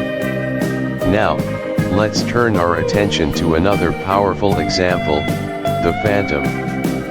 This one, often found between the mask and the dragon's head, delves even deeper into the ephemeral, the almost there, the fleeting horror that defines so much of Chambers's work. Again, I'll read a selection for you. Beyond the shadows, where the pale phantom drifted, a memory stirred. It was the memory of a face, beautiful and terrible, seen long ago, or perhaps in a dream. It was the memory of a voice, a whisper from the past, or from the future. It was the memory of a hand, cold and soft, that had touched mine in the darkness. And I knew that the phantom was not dead, but only sleeping, waiting for the hour when it would wake and claim me. The sense of elusive dread here is palpable, isn't it? The phantom doesn't give us concrete details, it gives us impressions, sensations, half-remembered nightmares. It speaks to that primal fear of something just beyond our grasp, something that haunts the edges of perception. And it brings us to our next point, the recurring imagery that stitches these poems, and indeed the entire collection, together. Masks, shadows, and truths, these aren't just decorative elements, they are the very building blocks of Chambers's philosophical horror. Masks, we saw it explicitly in the studio, where the model turns out to be a mask for the King in Yellow. But the concept of masks permeates the entire book. Characters wear social masks, psychological masks, and eventually, these masks crack, revealing their true, often terrifying, selves, or revealing the terrifying truth of the world around them. Hildred Castine wears the mask of sanity, until it crumbles. Genevieve wears the mask of beauty, until it fades. The idea is that reality itself is a kind of mask, a comforting veneer that can be stripped away to reveal something chaotic, indifferent, or actively malignant. These poems prime us for that revelation. They make us question what's real, what's hidden, and what price we pay for seeing beyond the surface. Shadows, the poems are drenched in shadow. Beyond the shadows, touched mine in the darkness. Shadows represent the unknown, the subconscious, the encroaching madness, and the literal presence of something unseen but felt. They are where the horrifying truth often hides, or where our own sanity begins to fray. The world of the King in Yellow is not brightly lit. Chapter 11, The Street of the Four Winds, The Artist's Life. Hello again, and welcome back to our journey through the haunted, beautiful world of Robert W. Chambers, The King in Yellow. If you've been with us since the beginning, you've likely navigated the chilling cosmic dread of tales like The Repairer of Reputations and the insidious madness that lurks behind every mention of the infamous play. You've felt the unsettling tendrils of an unknown, unimaginable horror reaching out from the pages, threatening to unravel the very fabric of reality. But as we move deeper into the collection, especially in its latter half, Chambers takes us on a different kind of journey. The fear shifts, becoming more intimate, more human, perhaps even more poignant in its mundanity. Today, we arrive at chapter 11, titled The Street of the Four Winds, which plunges us directly into the artist's life. This isn't a chapter about a cursed play, or an alien entity, or the yellow sign, at least not directly. Instead, it's a beautifully rendered, almost melancholic portrait of a world that was intimately familiar to Chambers himself, the Bohemian Paris of the late 19th century, specifically, the Latin Quarter. Sound of a gentle, melancholic accordion tune begins softly, then fades slightly as narration continues. Imagine, if you will, the Paris of Chambers' era. Not the grand boulevards of Haussmann, but the labyrinthine tangle of the left bank, south of the Seine. This was, and to some extent still is, a place steeped in intellectual ferment and artistic struggle. Narrow cobblestone streets, often damp and shadowed, wind their way past ancient universities, bustling cafes where revolutionary ideas were whispered over absinthe, and, crucially, countless dilapidated garrets and studios. These were the homes and workspaces of a generation of struggling artists, painters, sculptors, writers, musicians, all drawn to Paris like moths to a flame, chasing the elusive dream of recognition, of creation, of leaving their indelible mark on the world. The Latin Quarter, as Chambers depicts it, is a place of stark contrasts. There's the intoxicating air of creativity, the camaraderie among fellow dreamers, the endless discussions about art and philosophy that stretched late into the night. But beneath that veneer of intellectual vibrancy, there's also the gnawing reality of poverty. Artists lived on meager meals, often sacrificing warmth and comfort for the sake of their art. Their clothes were threadbare, their studios cold and drafty, yet their spirits, for the most part, burned with an unquenchable fire. They were living, breathing examples of the romantic ideal of the starving artist, fueled by passion and hope, yet constantly teetering on the brink of despair.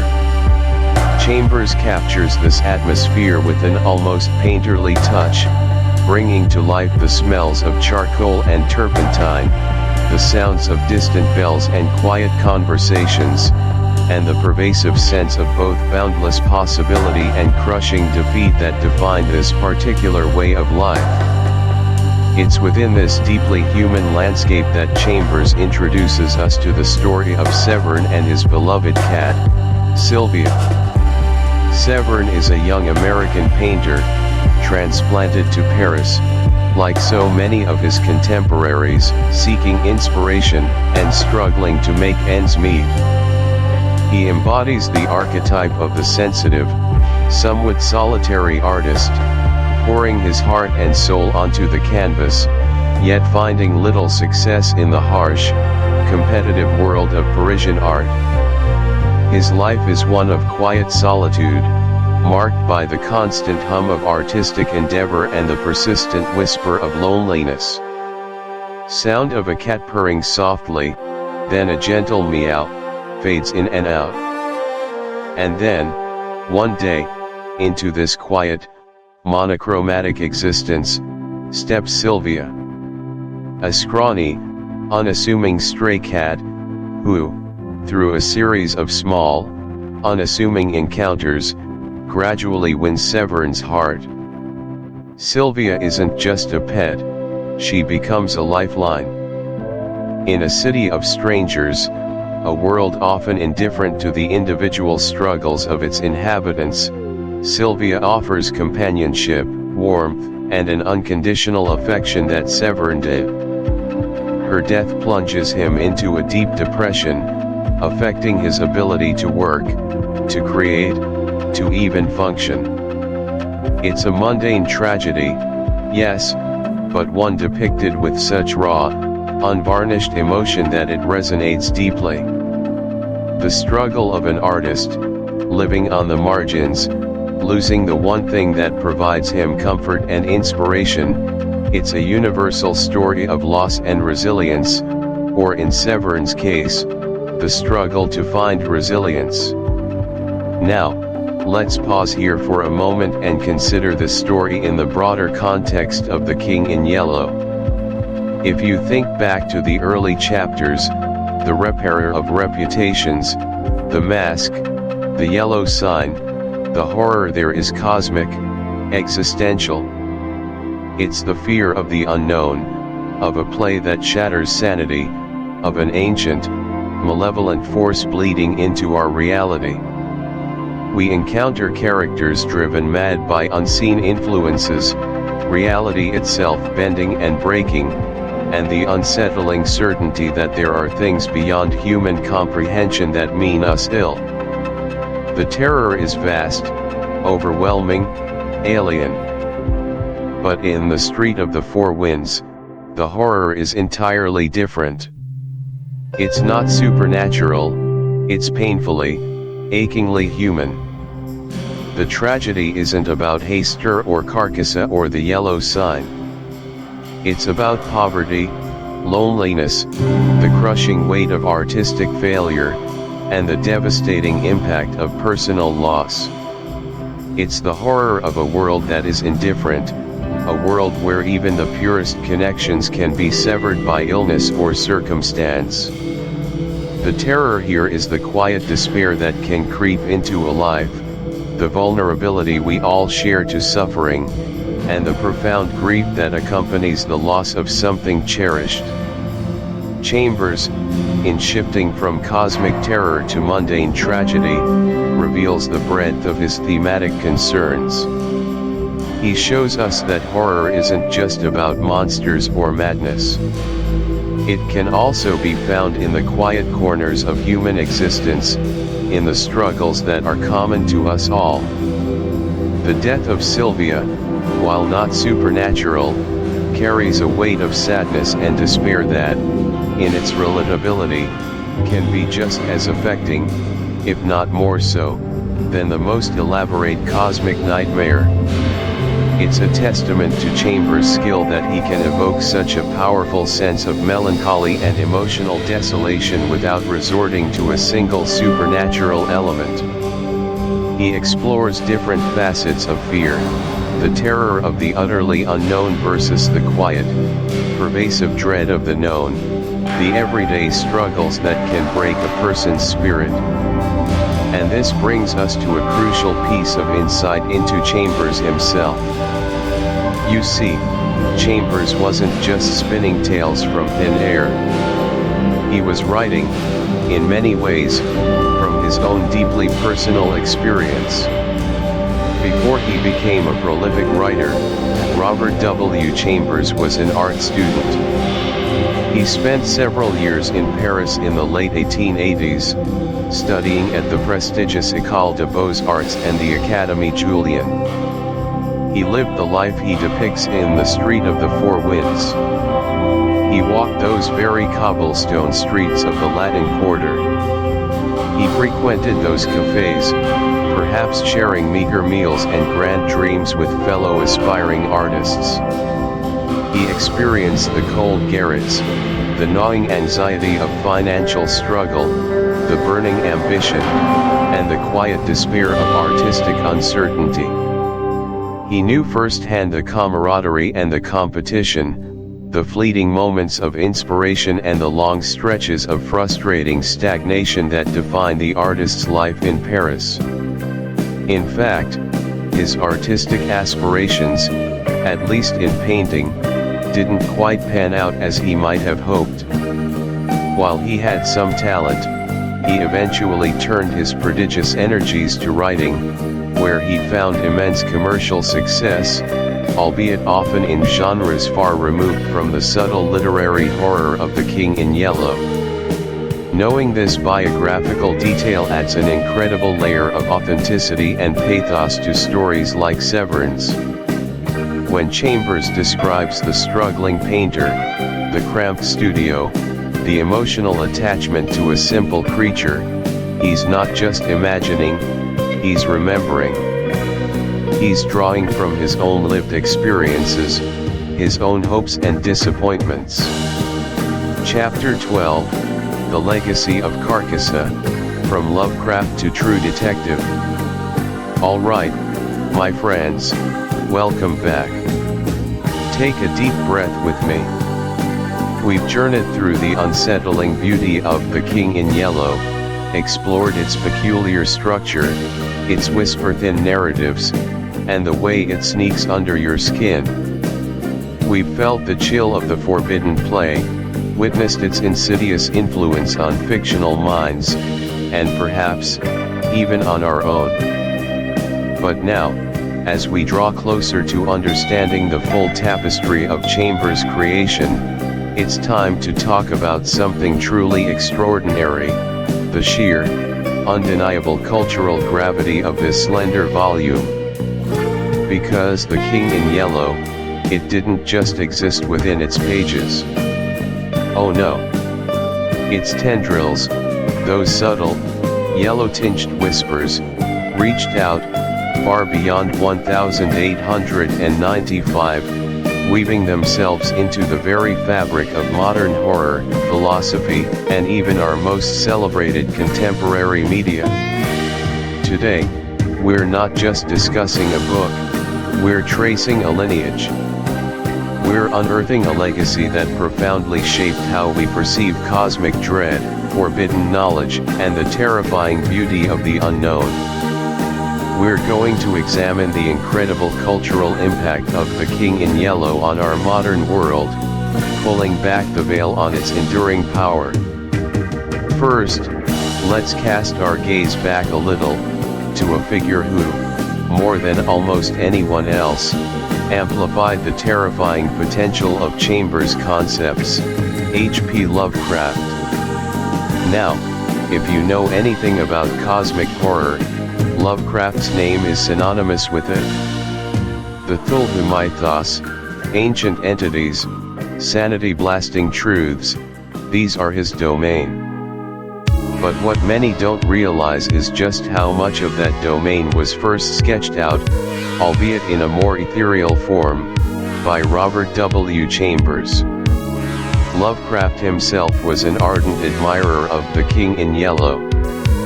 He once famously called it a book of phenomenal power, which, coming from the man who gave us Azathoth and Nyarlathotep, is high praise indeed. He read it, he absorbed it, and he was undeniably inspired by it. The influence isn't just a faint echo, it's a foundational stone in the architecture of his own cosmic horrors. Think about it. Lovecraft's entire premise revolves around an indifferent universe, populated by beings of such unimaginable scale and alienness that merely comprehending them drives humanity to madness. Where do we first encounter this idea of a text so profound, so utterly subversive, that it shatters the mind? It's not the Necronomicon, at least not originally. It's Chambers' fictional play, The King in Yellow. Lovecraft saw the genius of a forbidden, sanity-destroying manuscript and ran with it, giving us his own grimoire of eldritch truths.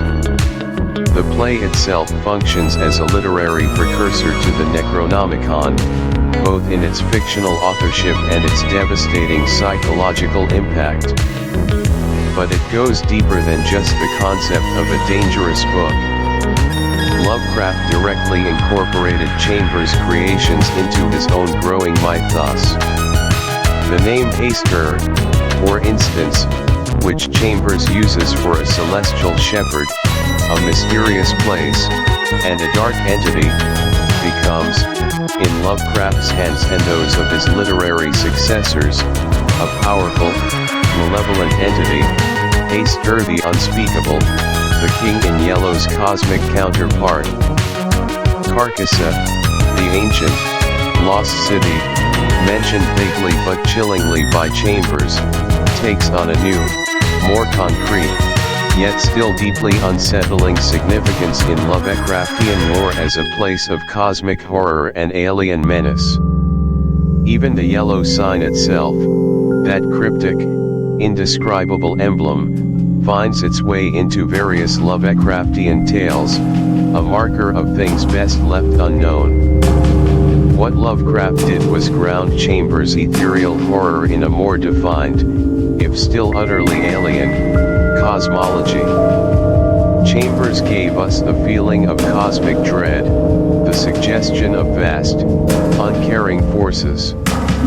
Lovecraft gave those forces names, shapes, however abstract, and an overarching structure that we now recognize as the Cthulhu Mythos.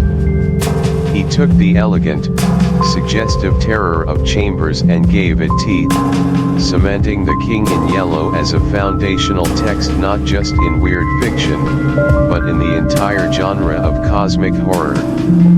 It's a testament to Rust Cotter himself, with his bleak, cosmic nihilism, his monologues about humanity's insignificance in the face of an uncaring universe, and his pursuit of a truth that might unravel his own sanity, is practically a living embodiment of the cosmic dread that Chambers and Lovecraft explored.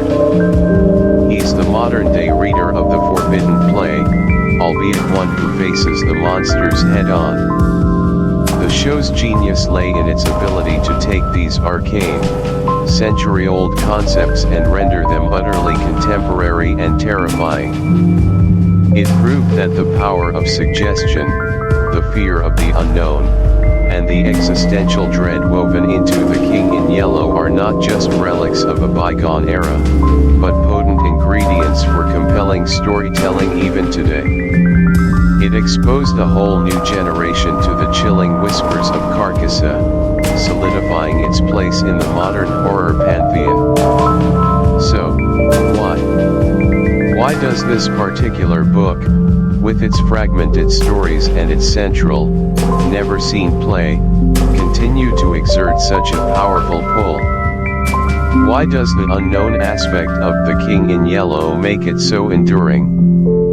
I think the answer lies in its masterful manipulation of our imagination, our deepest anxieties. Chambers understood something fundamental about fear: what we don't see, what we can't quite grasp, is often far more terrifying than any explicit monster or gory detail.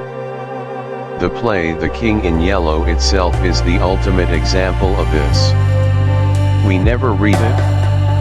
We only hear about its effects, the madness, the despair, the profound psychological unraveling it induces in those who dare to glimpse its second act. This narrative choice is pure genius.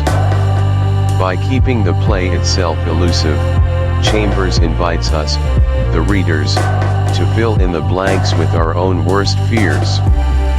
What horrifying truths could be contained within those pages? What forbidden knowledge could shatter the mind? The ambiguity becomes a canvas for our personal anxieties. It weaponizes suggestion. It transforms our own minds into the final, most terrifying chamber of Carcosa. And in a world increasingly saturated with explicit horror, with jump scares and CGI monsters, the subtle, insidious horror of The King in Yellow remains profoundly effective. It's a meta-narrative about dangerous art, about ideas that are too potent for the human psyche. It questions the very nature of reality and sanity, long before such philosophical questions became common fodder for modern horror. It taps into that primal human curiosity, that forbidden urge to peek behind the curtain, even when we know it might destroy us. The power of the unknown isn't just a theme, it's the very engine of its enduring terror. Now, as we near the end of our journey through this captivating and unsettling book, I want to bring something full circle. We've spent a lot of time on the horror, the cosmic dread, the madness-inducing play.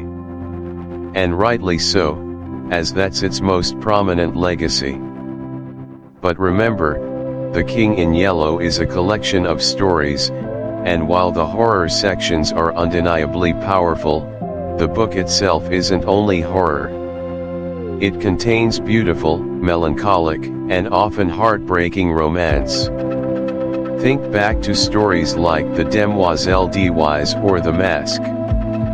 These are tales of love, loss, and longing, tinged with a delicate, otherworldly sadness.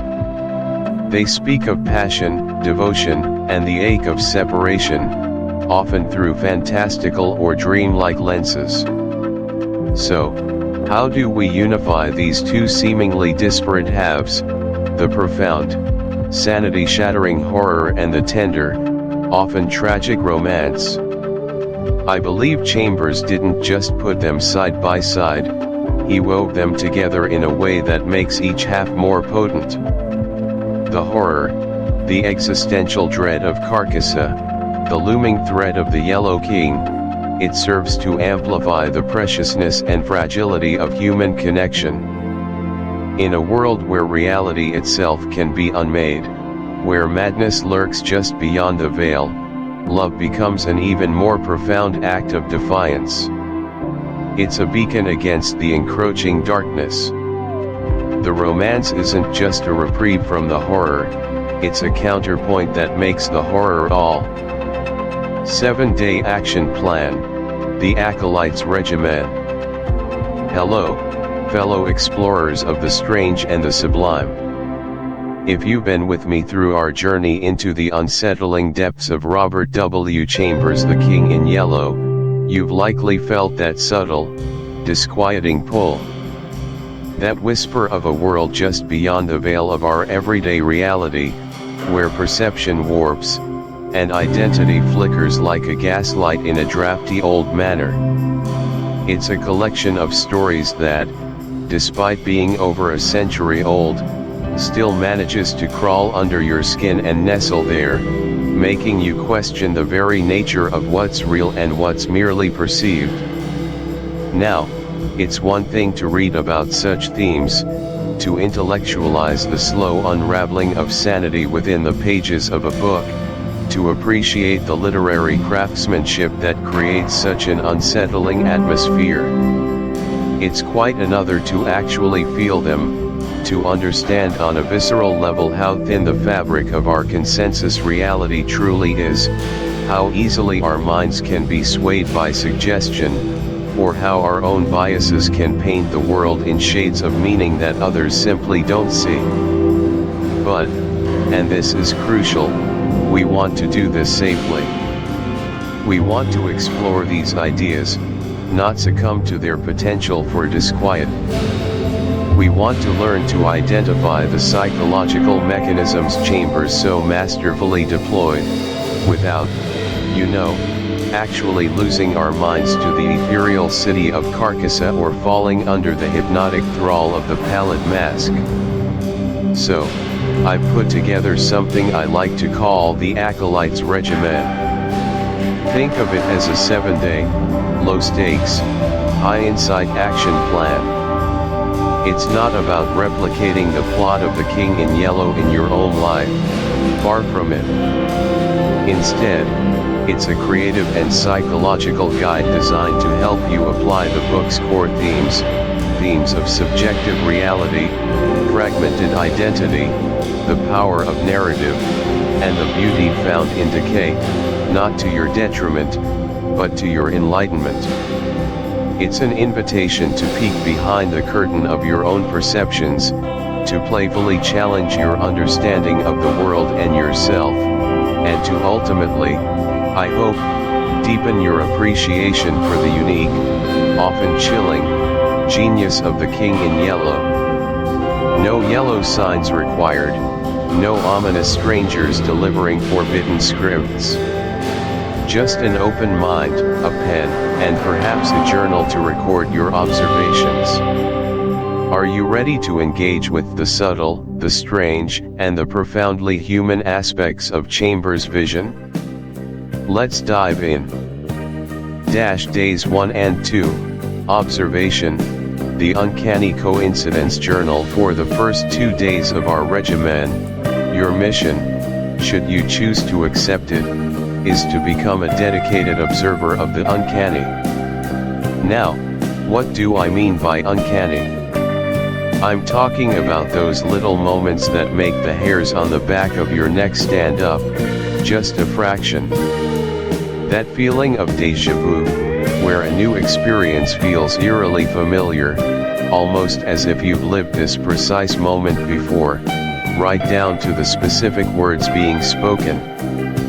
I'm talking about the way a name you just thought of, or a rare object you were just contemplating, suddenly pops up in an unrelated conversation, on a billboard, or in an article you happen to scroll past. It's the recurring symbol or motif you keep noticing throughout your day, maybe a specific bird appearing in unusual places, a particular sequence of numbers you repeatedly encounter, or a recurring phrase that seems to echo in overheard snippets of conversation, song lyrics, or even dreams. We're not looking for proof of a grand conspiracy here, no secret societies or ancient, forgotten gods actively pulling strings behind the scenes. Instead, we're simply training ourselves to notice the patterns and irregularities that our brains usually smooth over, categorize, or simply dismiss as irrelevant noise.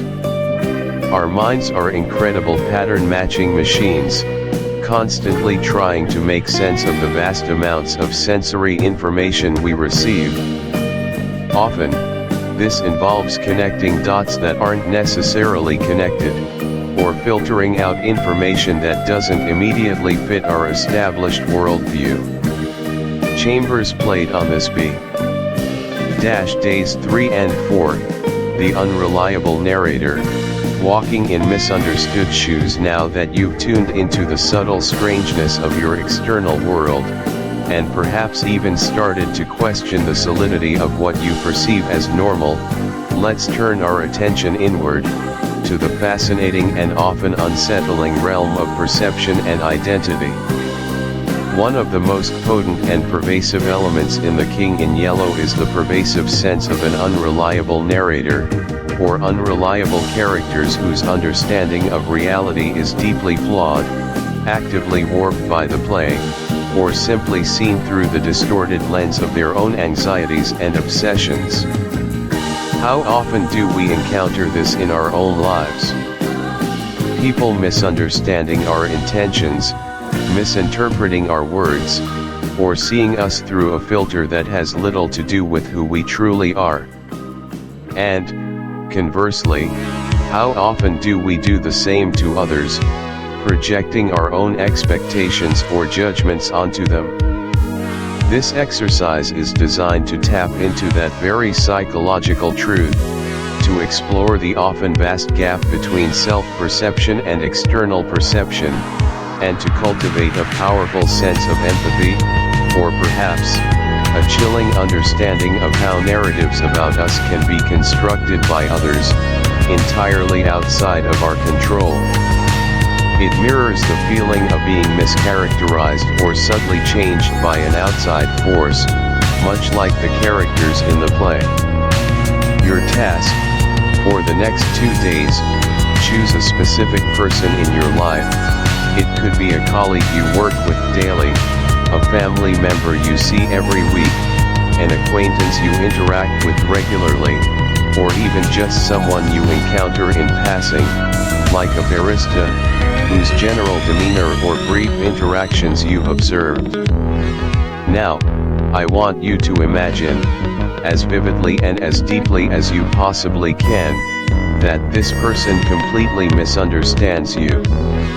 They might think you're aloof when you're just shy or preoccupied, or overly confident when you're actually navigating deep insecurities, or perhaps they project their own biases, fears, or unfulfilled desires onto you, seeing a version of you that doesn't actually exist. Your central task for these 2 days is to write a diary entry, from their point of view, describing an interaction you had with them, or simply describing you as a person, based on their flawed or incomplete perception. Really try to get into their head. What do they honestly believe about you? What assumptions do they make about your personality, your motivations, or your background? What motivations do they ascribe to your actions that are entirely, or mostly, wrong? How do they justify their misunderstanding of you, even to themselves? Write it as though they are the narrator, and you are the character they are narrating, seen through their uniquely distorted lens. Why this matters: this isn't about being paranoid or wallowing in self-pity, feeling like no one truly gets you. This is a profound exercise in perspective-taking and psychological deconstruction. First, it forces you to acknowledge that your self-image, however robust and meticulously constructed, is not necessarily the image others hold of you. It highlights the deeply subjective nature of truth and identity. Just as the characters in Chambers' stories grapple with altered and unreliable realities, we too live in a world where individual realities and perceptions often clash, creating friction and misunderstanding. Secondly, and perhaps more importantly, it cultivates empathy. By actively stepping into the shoes of someone who misunderstands you, you begin to grasp how their background, their unique biases, their limited information, and their own internal narrative shapes how they see the world, and by extension, how they see you. You might even find a tiny kernel of truth in their misunderstanding, or at least understand why they might perceive you that way, even if it's not the true you. This exercise directly mirrors the disorienting effect of The King in Yellow, where the truth is constantly shifting, depending on whose perspective you're experiencing. It helps you spend time really looking, feeling the atmosphere of the place, and considering the silent stories these marks of time tell. Why this matters: this exercise trains your eye and your mind to see beyond superficial appearances and conventional standards of beauty. It's a direct engagement with the kind of aesthetic experience that underpins The King in Yellow and much of weird fiction. The play itself, with its beautiful yet destructive allure, is a metaphor for this. It asks us to confront the seduction of that which is not pristine, that which hints at profound, perhaps dangerous, truths through its very imperfection and its embrace of what most would consider ruin. By seeking out and appreciating beauty in decay, you expand your definition of what is beautiful and valuable. You learn to see the intricate dance between creation and destruction, growth and entropy. It connects us to the cyclical nature of existence and reminds us that beauty isn't always about newness or perfection, but often resides in the quiet dignity of what has endured, what has fallen, and what continues to transform. It's a profound shift in perspective, one that allows us to find richness and meaning in the ephemeral nature of all things, and one that resonates deeply with the melancholic, world-weary beauty that Chambers so masterfully conjures in his haunting tales. Day 7, The Mask, Becoming Your Desired Self. We've observed the uncanny whispers of reality, navigated the unreliable perceptions that shape our understanding of ourselves and others, and found profound beauty in the unraveling and the ephemeral nature of existence. For our final day of the Acolyte's regimen, we're going to lean into one of the most intriguing and psychologically potent themes of The King in Yellow, the fluidity of identity and the power of transformation, often through the adoption of a mask. Think of the play's ability to profoundly alter its audience, to rewrite their very being, to impose new identities upon them. While we're certainly not aiming for a psychological collapse or a forced transformation, we can absolutely use this concept as a powerful, intentional tool for self-exploration and personal growth. This day is about safely experimenting with the performative aspect of identity, the idea that who we are is, in many ways, a role we play, a collection of habits and actions that, when consistently performed, become ourself. It's about dedicating an entire day to acting as if you are the person you wish to become, or at least, the person you aspire to be in a particular area of your life. It's about consciously choosing your mask for a day. Your task: choose one specific trait, quality, or aspect of a desired future self that you genuinely wish to cultivate. This isn't about becoming someone else entirely, losing yourself to a fictional persona, but rather embodying a better version of yourself, a more fully realized potential. Maybe you want to be more confident, more decisive, more compassionate, more creative, more organized, more assertive, more calm, or more engaged. Pick something specific and actionable. Once you've identified that trait, dedicate this entire day, from the moment you wake up to the moment you go to bed, to acting as if you already possess it fully. This means embodying it in your posture, your voice, your decision-making processes, your interactions with others, your internal monologue, and even the way you approach mundane tasks, everything. For example, if you want to be more confident, stand taller, shoulders back. Make consistent, warm eye contact. Speak clearly and concisely, without hedging. Take up appropriate space. Trust your instincts more readily. If you want to be more compassionate, listen intently when others speak, without interrupting. Offer genuine support and understanding. Actively look for ways to understand others' struggles, even if you don't agree with them. Respond with kindness, even when it's challenging or inconvenient. If you want to be more decisive, when faced with a choice, cons. Summary: 3 pillars of The King in Yellow. Alright, so we've journeyed through the unsettling, beautiful, and utterly bizarre landscapes of Robert W. Chambers' The King in Yellow. We peered into the fog-shrouded cities of Carcosa, glimpsed the pallid mask, and perhaps, just perhaps, felt the chill breath of hay stir on our necks. It's been a trip, hasn't it? A disquieting dance between the beautiful and the grotesque, the sane and the utterly mad. If you've stuck with me through the full 160-minute ride, whether that was literal pages turning in the dead of night, or the metaphorical expanse of our previous discussions and your own time spent with this incredible work, then you know this isn't a book that gives up its secrets easily. It's not a neatly wrapped package, offering simple answers. Instead, it lingers. It haunts.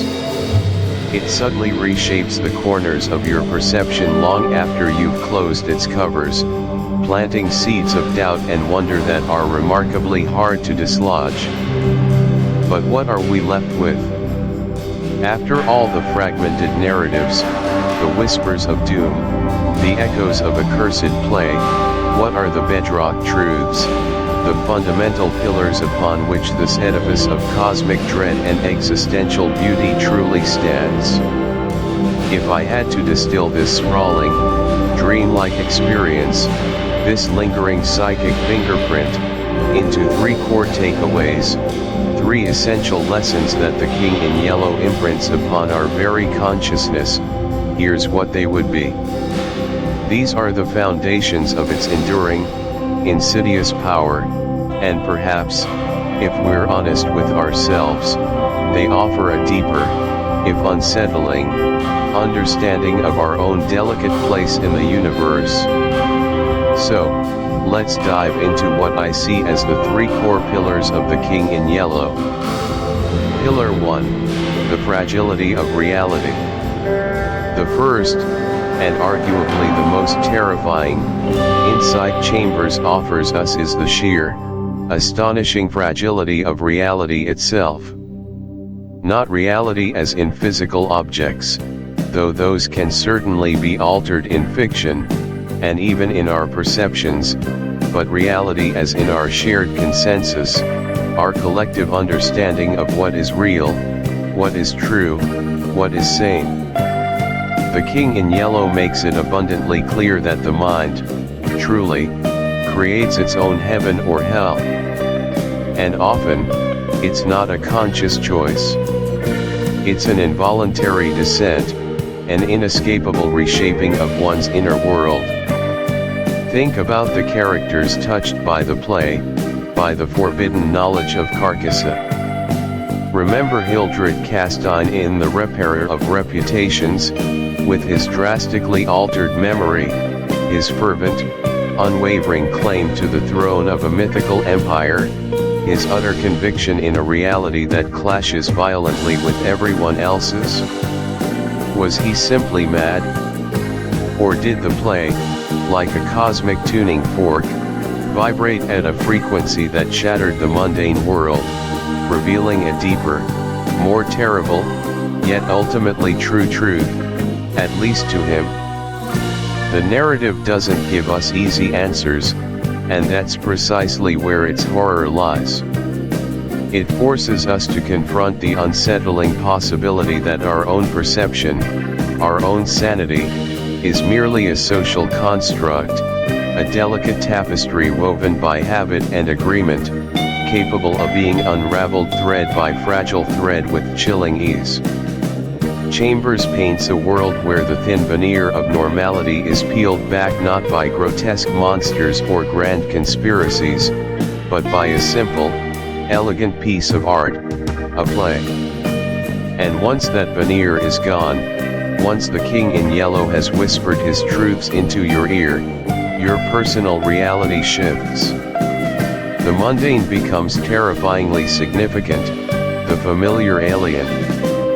You begin to see patterns where there were none, hear voices in the silence, and ascribe profound meaning to the utterly meaningless.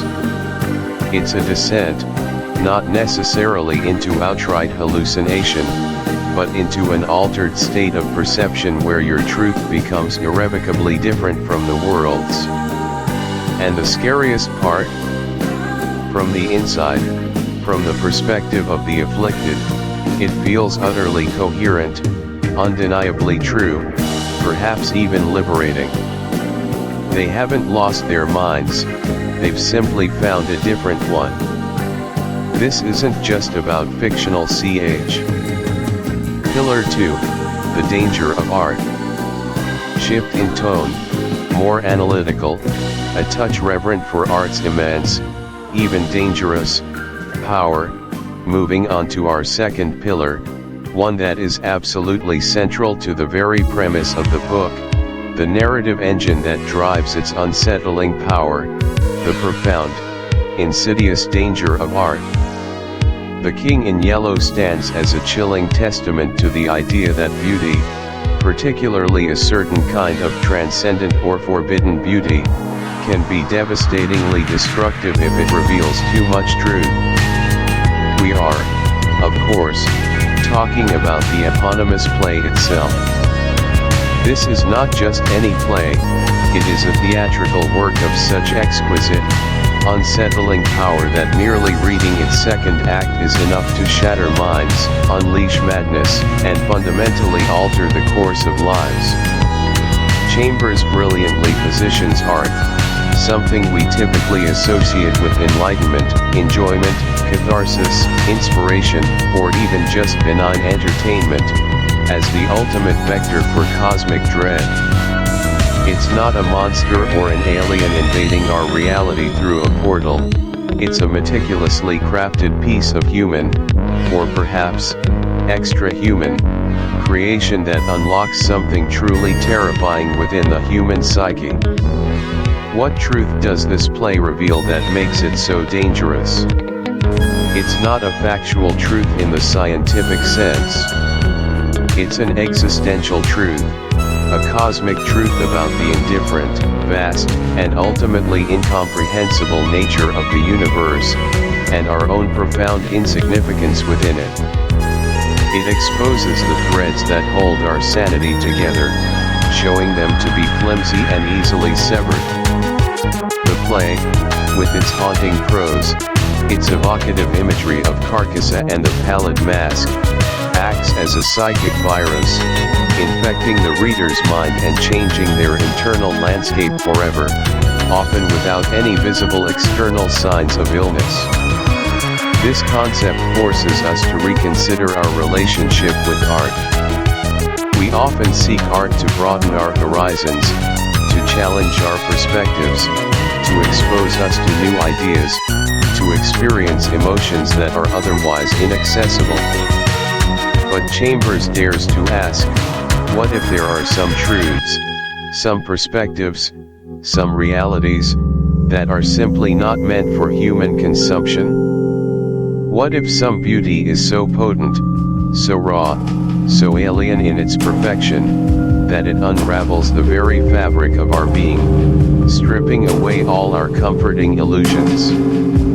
The King in Yellow isn't just a disturbing story, it's a profound exploration of the limits of human perception and the immense, unchecked power of artistic expression. It warns us that sometimes, the most beautiful things can also be the most dangerous, because they strip away the comforting illusions we cling to, leaving us exposed to a reality too vast, too uncaring, too alien for our fragile minds to bear.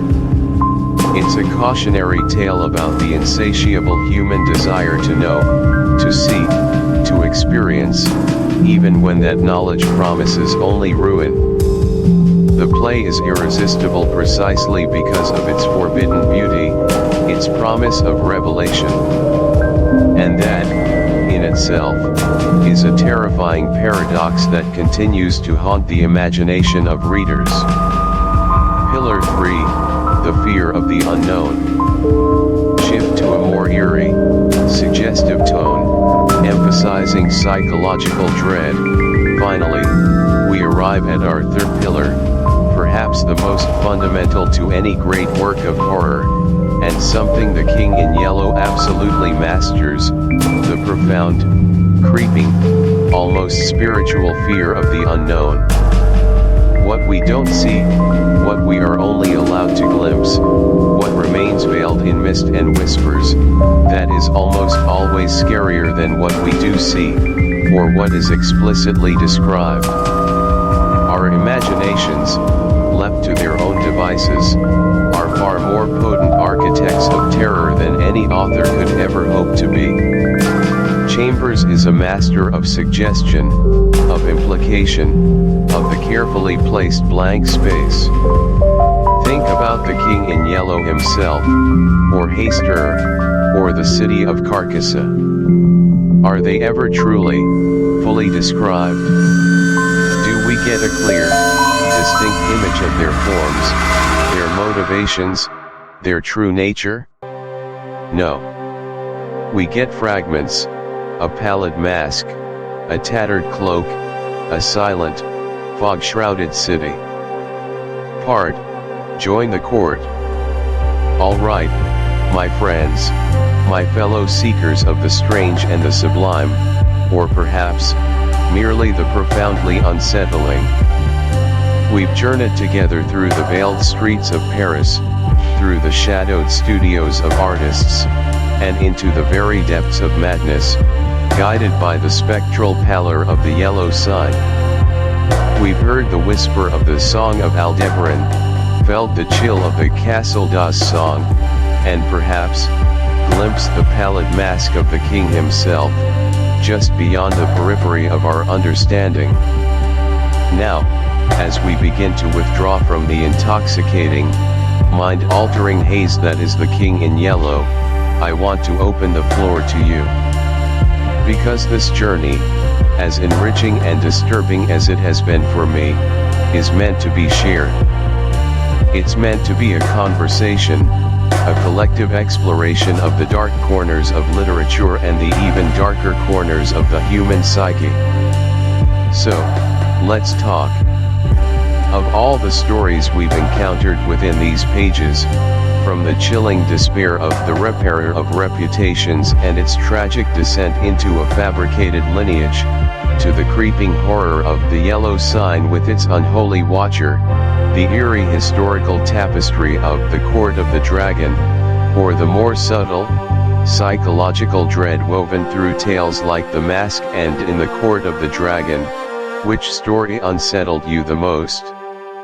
Was it the slow, insidious unraveling of sanity in the repairer of reputations, where reality itself becomes a malleable concept, twisted by delusion and a powerful, forbidden play?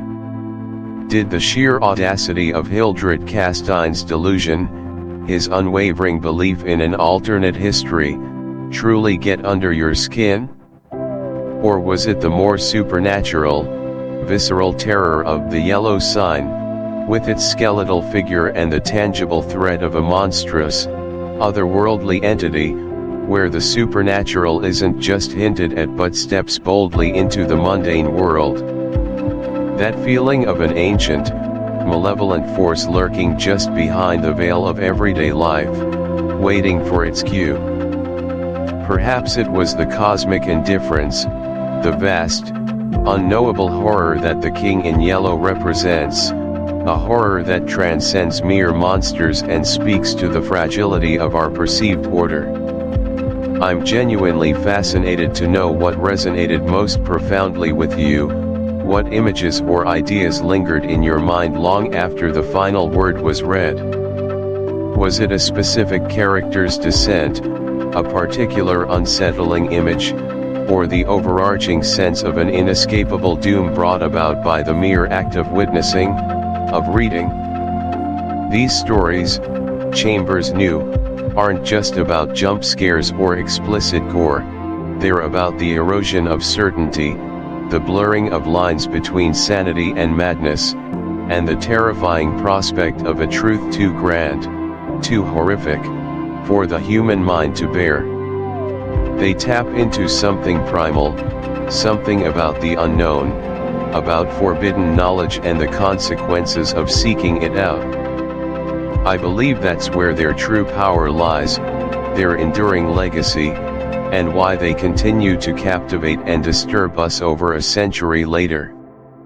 So, please, dive into the comments below and share your thoughts.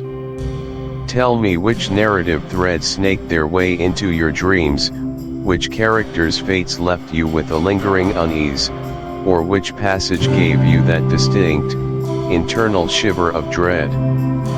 Your insights truly enrich this community, helping us all to see new facets of these incredible, terrifying works. And speaking of community, if you've enjoyed this dive into the eerie, the psychological, and the utterly bizarre world of Carcosa, if the atmospheric readings and the personal reflections have resonated with you, then I implore you, don't miss the next transmission from Carcosa.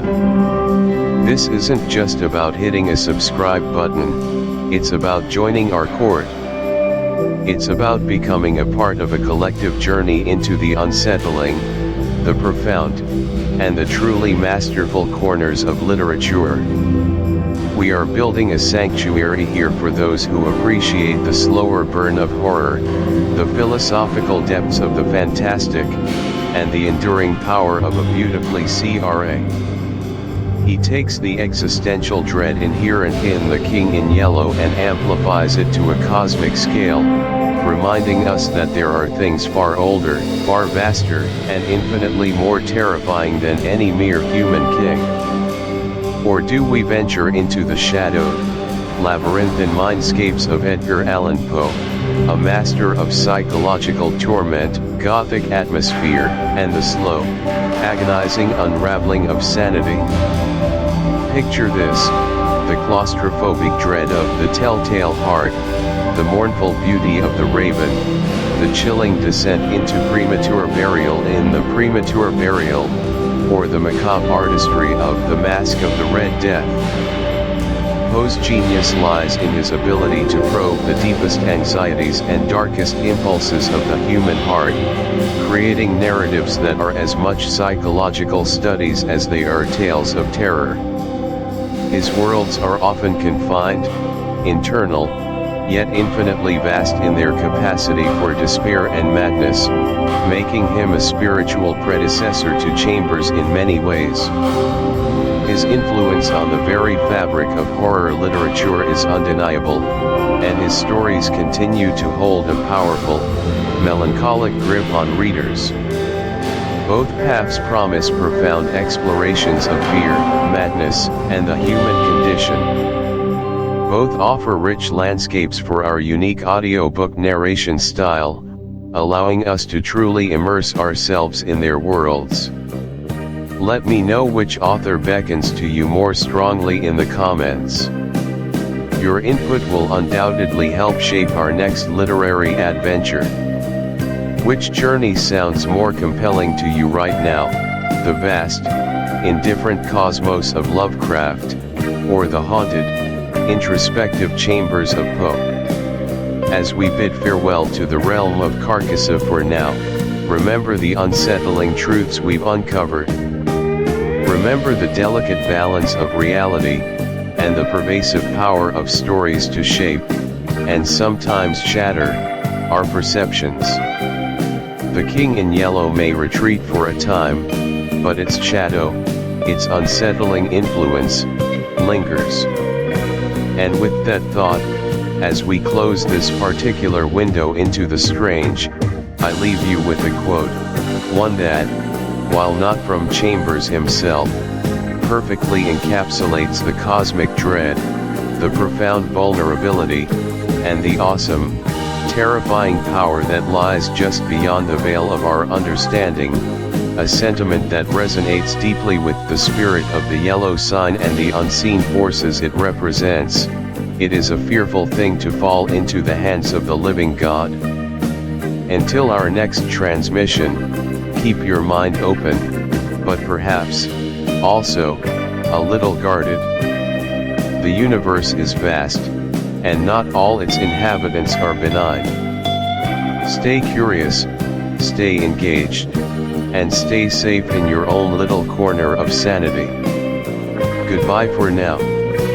Alright, my friends, my fellow seekers of the strange and the sublime, or perhaps, merely the profoundly unsettling, we've journeyed together through the veiled streets of Paris, through the shadowed studios of artists, and into the very depths of madness, guided by the spectral pallor of the yellow sign. We've heard the whisper of the Song of Aldebaran, felt the chill of the Castle d'Oz song, and perhaps, glimpsed the pallid mask of the king himself, just beyond the periphery of our understanding. Now, as we begin to withdraw from the intoxicating, mind-altering haze that is the King in Yellow, I want to open the floor to you. Because this journey, as enriching and disturbing as it has been for me, is meant to be shared.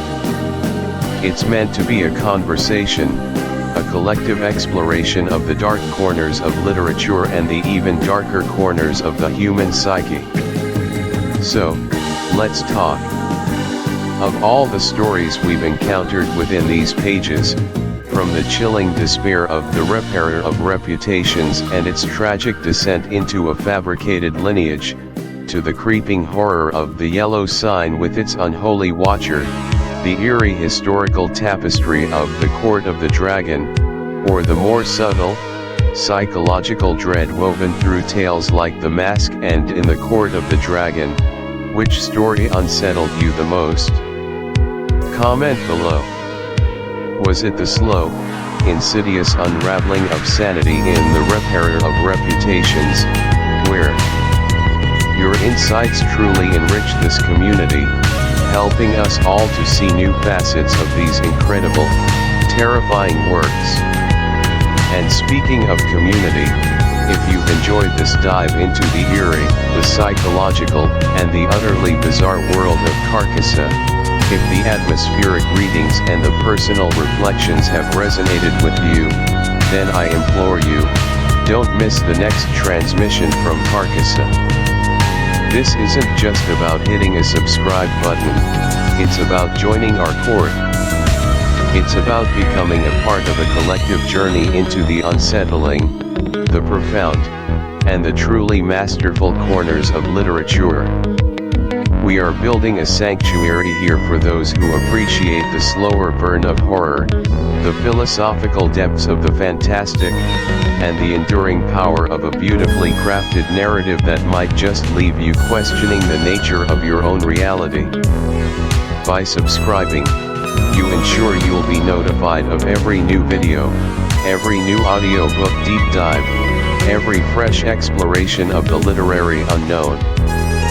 You'll never be late to the next seance, you'll never miss a whispered secret from the shores of Holly. We're forging a path through the literary shadows, and I want you right there with me, experiencing these stories, dissecting their meanings, and grappling with their implications. Think of it as a formal invitation to the inner circle, a guaranteed seat at the table where we discuss the profound and the terrifying. Hit that subscribe button and ring the notification bell, and let's keep this eerie dialogue going. Your participation makes this channel more than just a host reading a book, it makes it a shared experience, a collective dive into the abyss. Now, as we close this particular chapter, the question naturally arises, where do we go next? The world of cosmic horror, psychological dread, and gothic mystery is vast, and Chambers, while brilliant, is but one star in its firmament. Our journey has just begun. For our next venture, our next deep dive, I've been contemplating two titans of the genre, authors whose very names evoke shivers and dark imaginings, H.P. Lovecraft or Edgar Allan Poe. Do we succumb to the ancient, unknowable terrors of Lovecraft's cosmic mythos, diving headfirst into the elder gods, the squamous horrors, and the utterly crushing insignificance of humanity in the face of an indifferent universe? Imagine the journey, the chilling descent into the icy depths of the Call of Cthulhu, the unsettling beauty of the shadow over Innsmouth, or the mind-bending realities of At the Mountains of Madness. Lovecraft, much like Chambers, understood the power of the implied, the horror of what lies just beyond our grasp of comprehension, pushing the boundaries of what dread could be.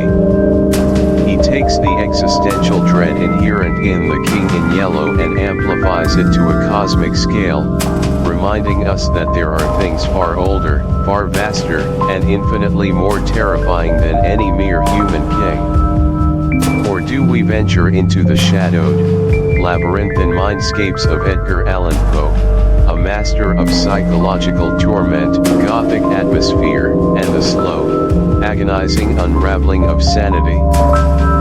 Picture this, the claustrophobic dread of the telltale heart, the mournful beauty of the raven, the chilling descent into premature burial in the premature burial, or the macabre artistry of the Mask of the Red Death. Poe's genius lies in his ability to probe the deepest anxieties and darkest impulses of the human heart, creating narratives that are as much psychological studies as they are tales of terror. His worlds are often confined, internal, yet infinitely vast in their capacity for despair and madness, making him a spiritual predecessor to Chambers in many ways. His influence on the very fabric of horror literature is undeniable, and his stories continue to hold a powerful, melancholic grip on readers. Both paths promise profound explorations of fear, madness, and the human condition. Both offer rich landscapes for our unique audiobook narration style, allowing us to truly immerse ourselves in their worlds. Let me know which A. Thank you for listening to this audiobook. If you found value, meaning, or inspiration in this journey, please remember to like the video, subscribe to the channel, and turn on notifications so you won't miss the next chapter. Your support helps us bring more timeless classics to life. See you in the next reading.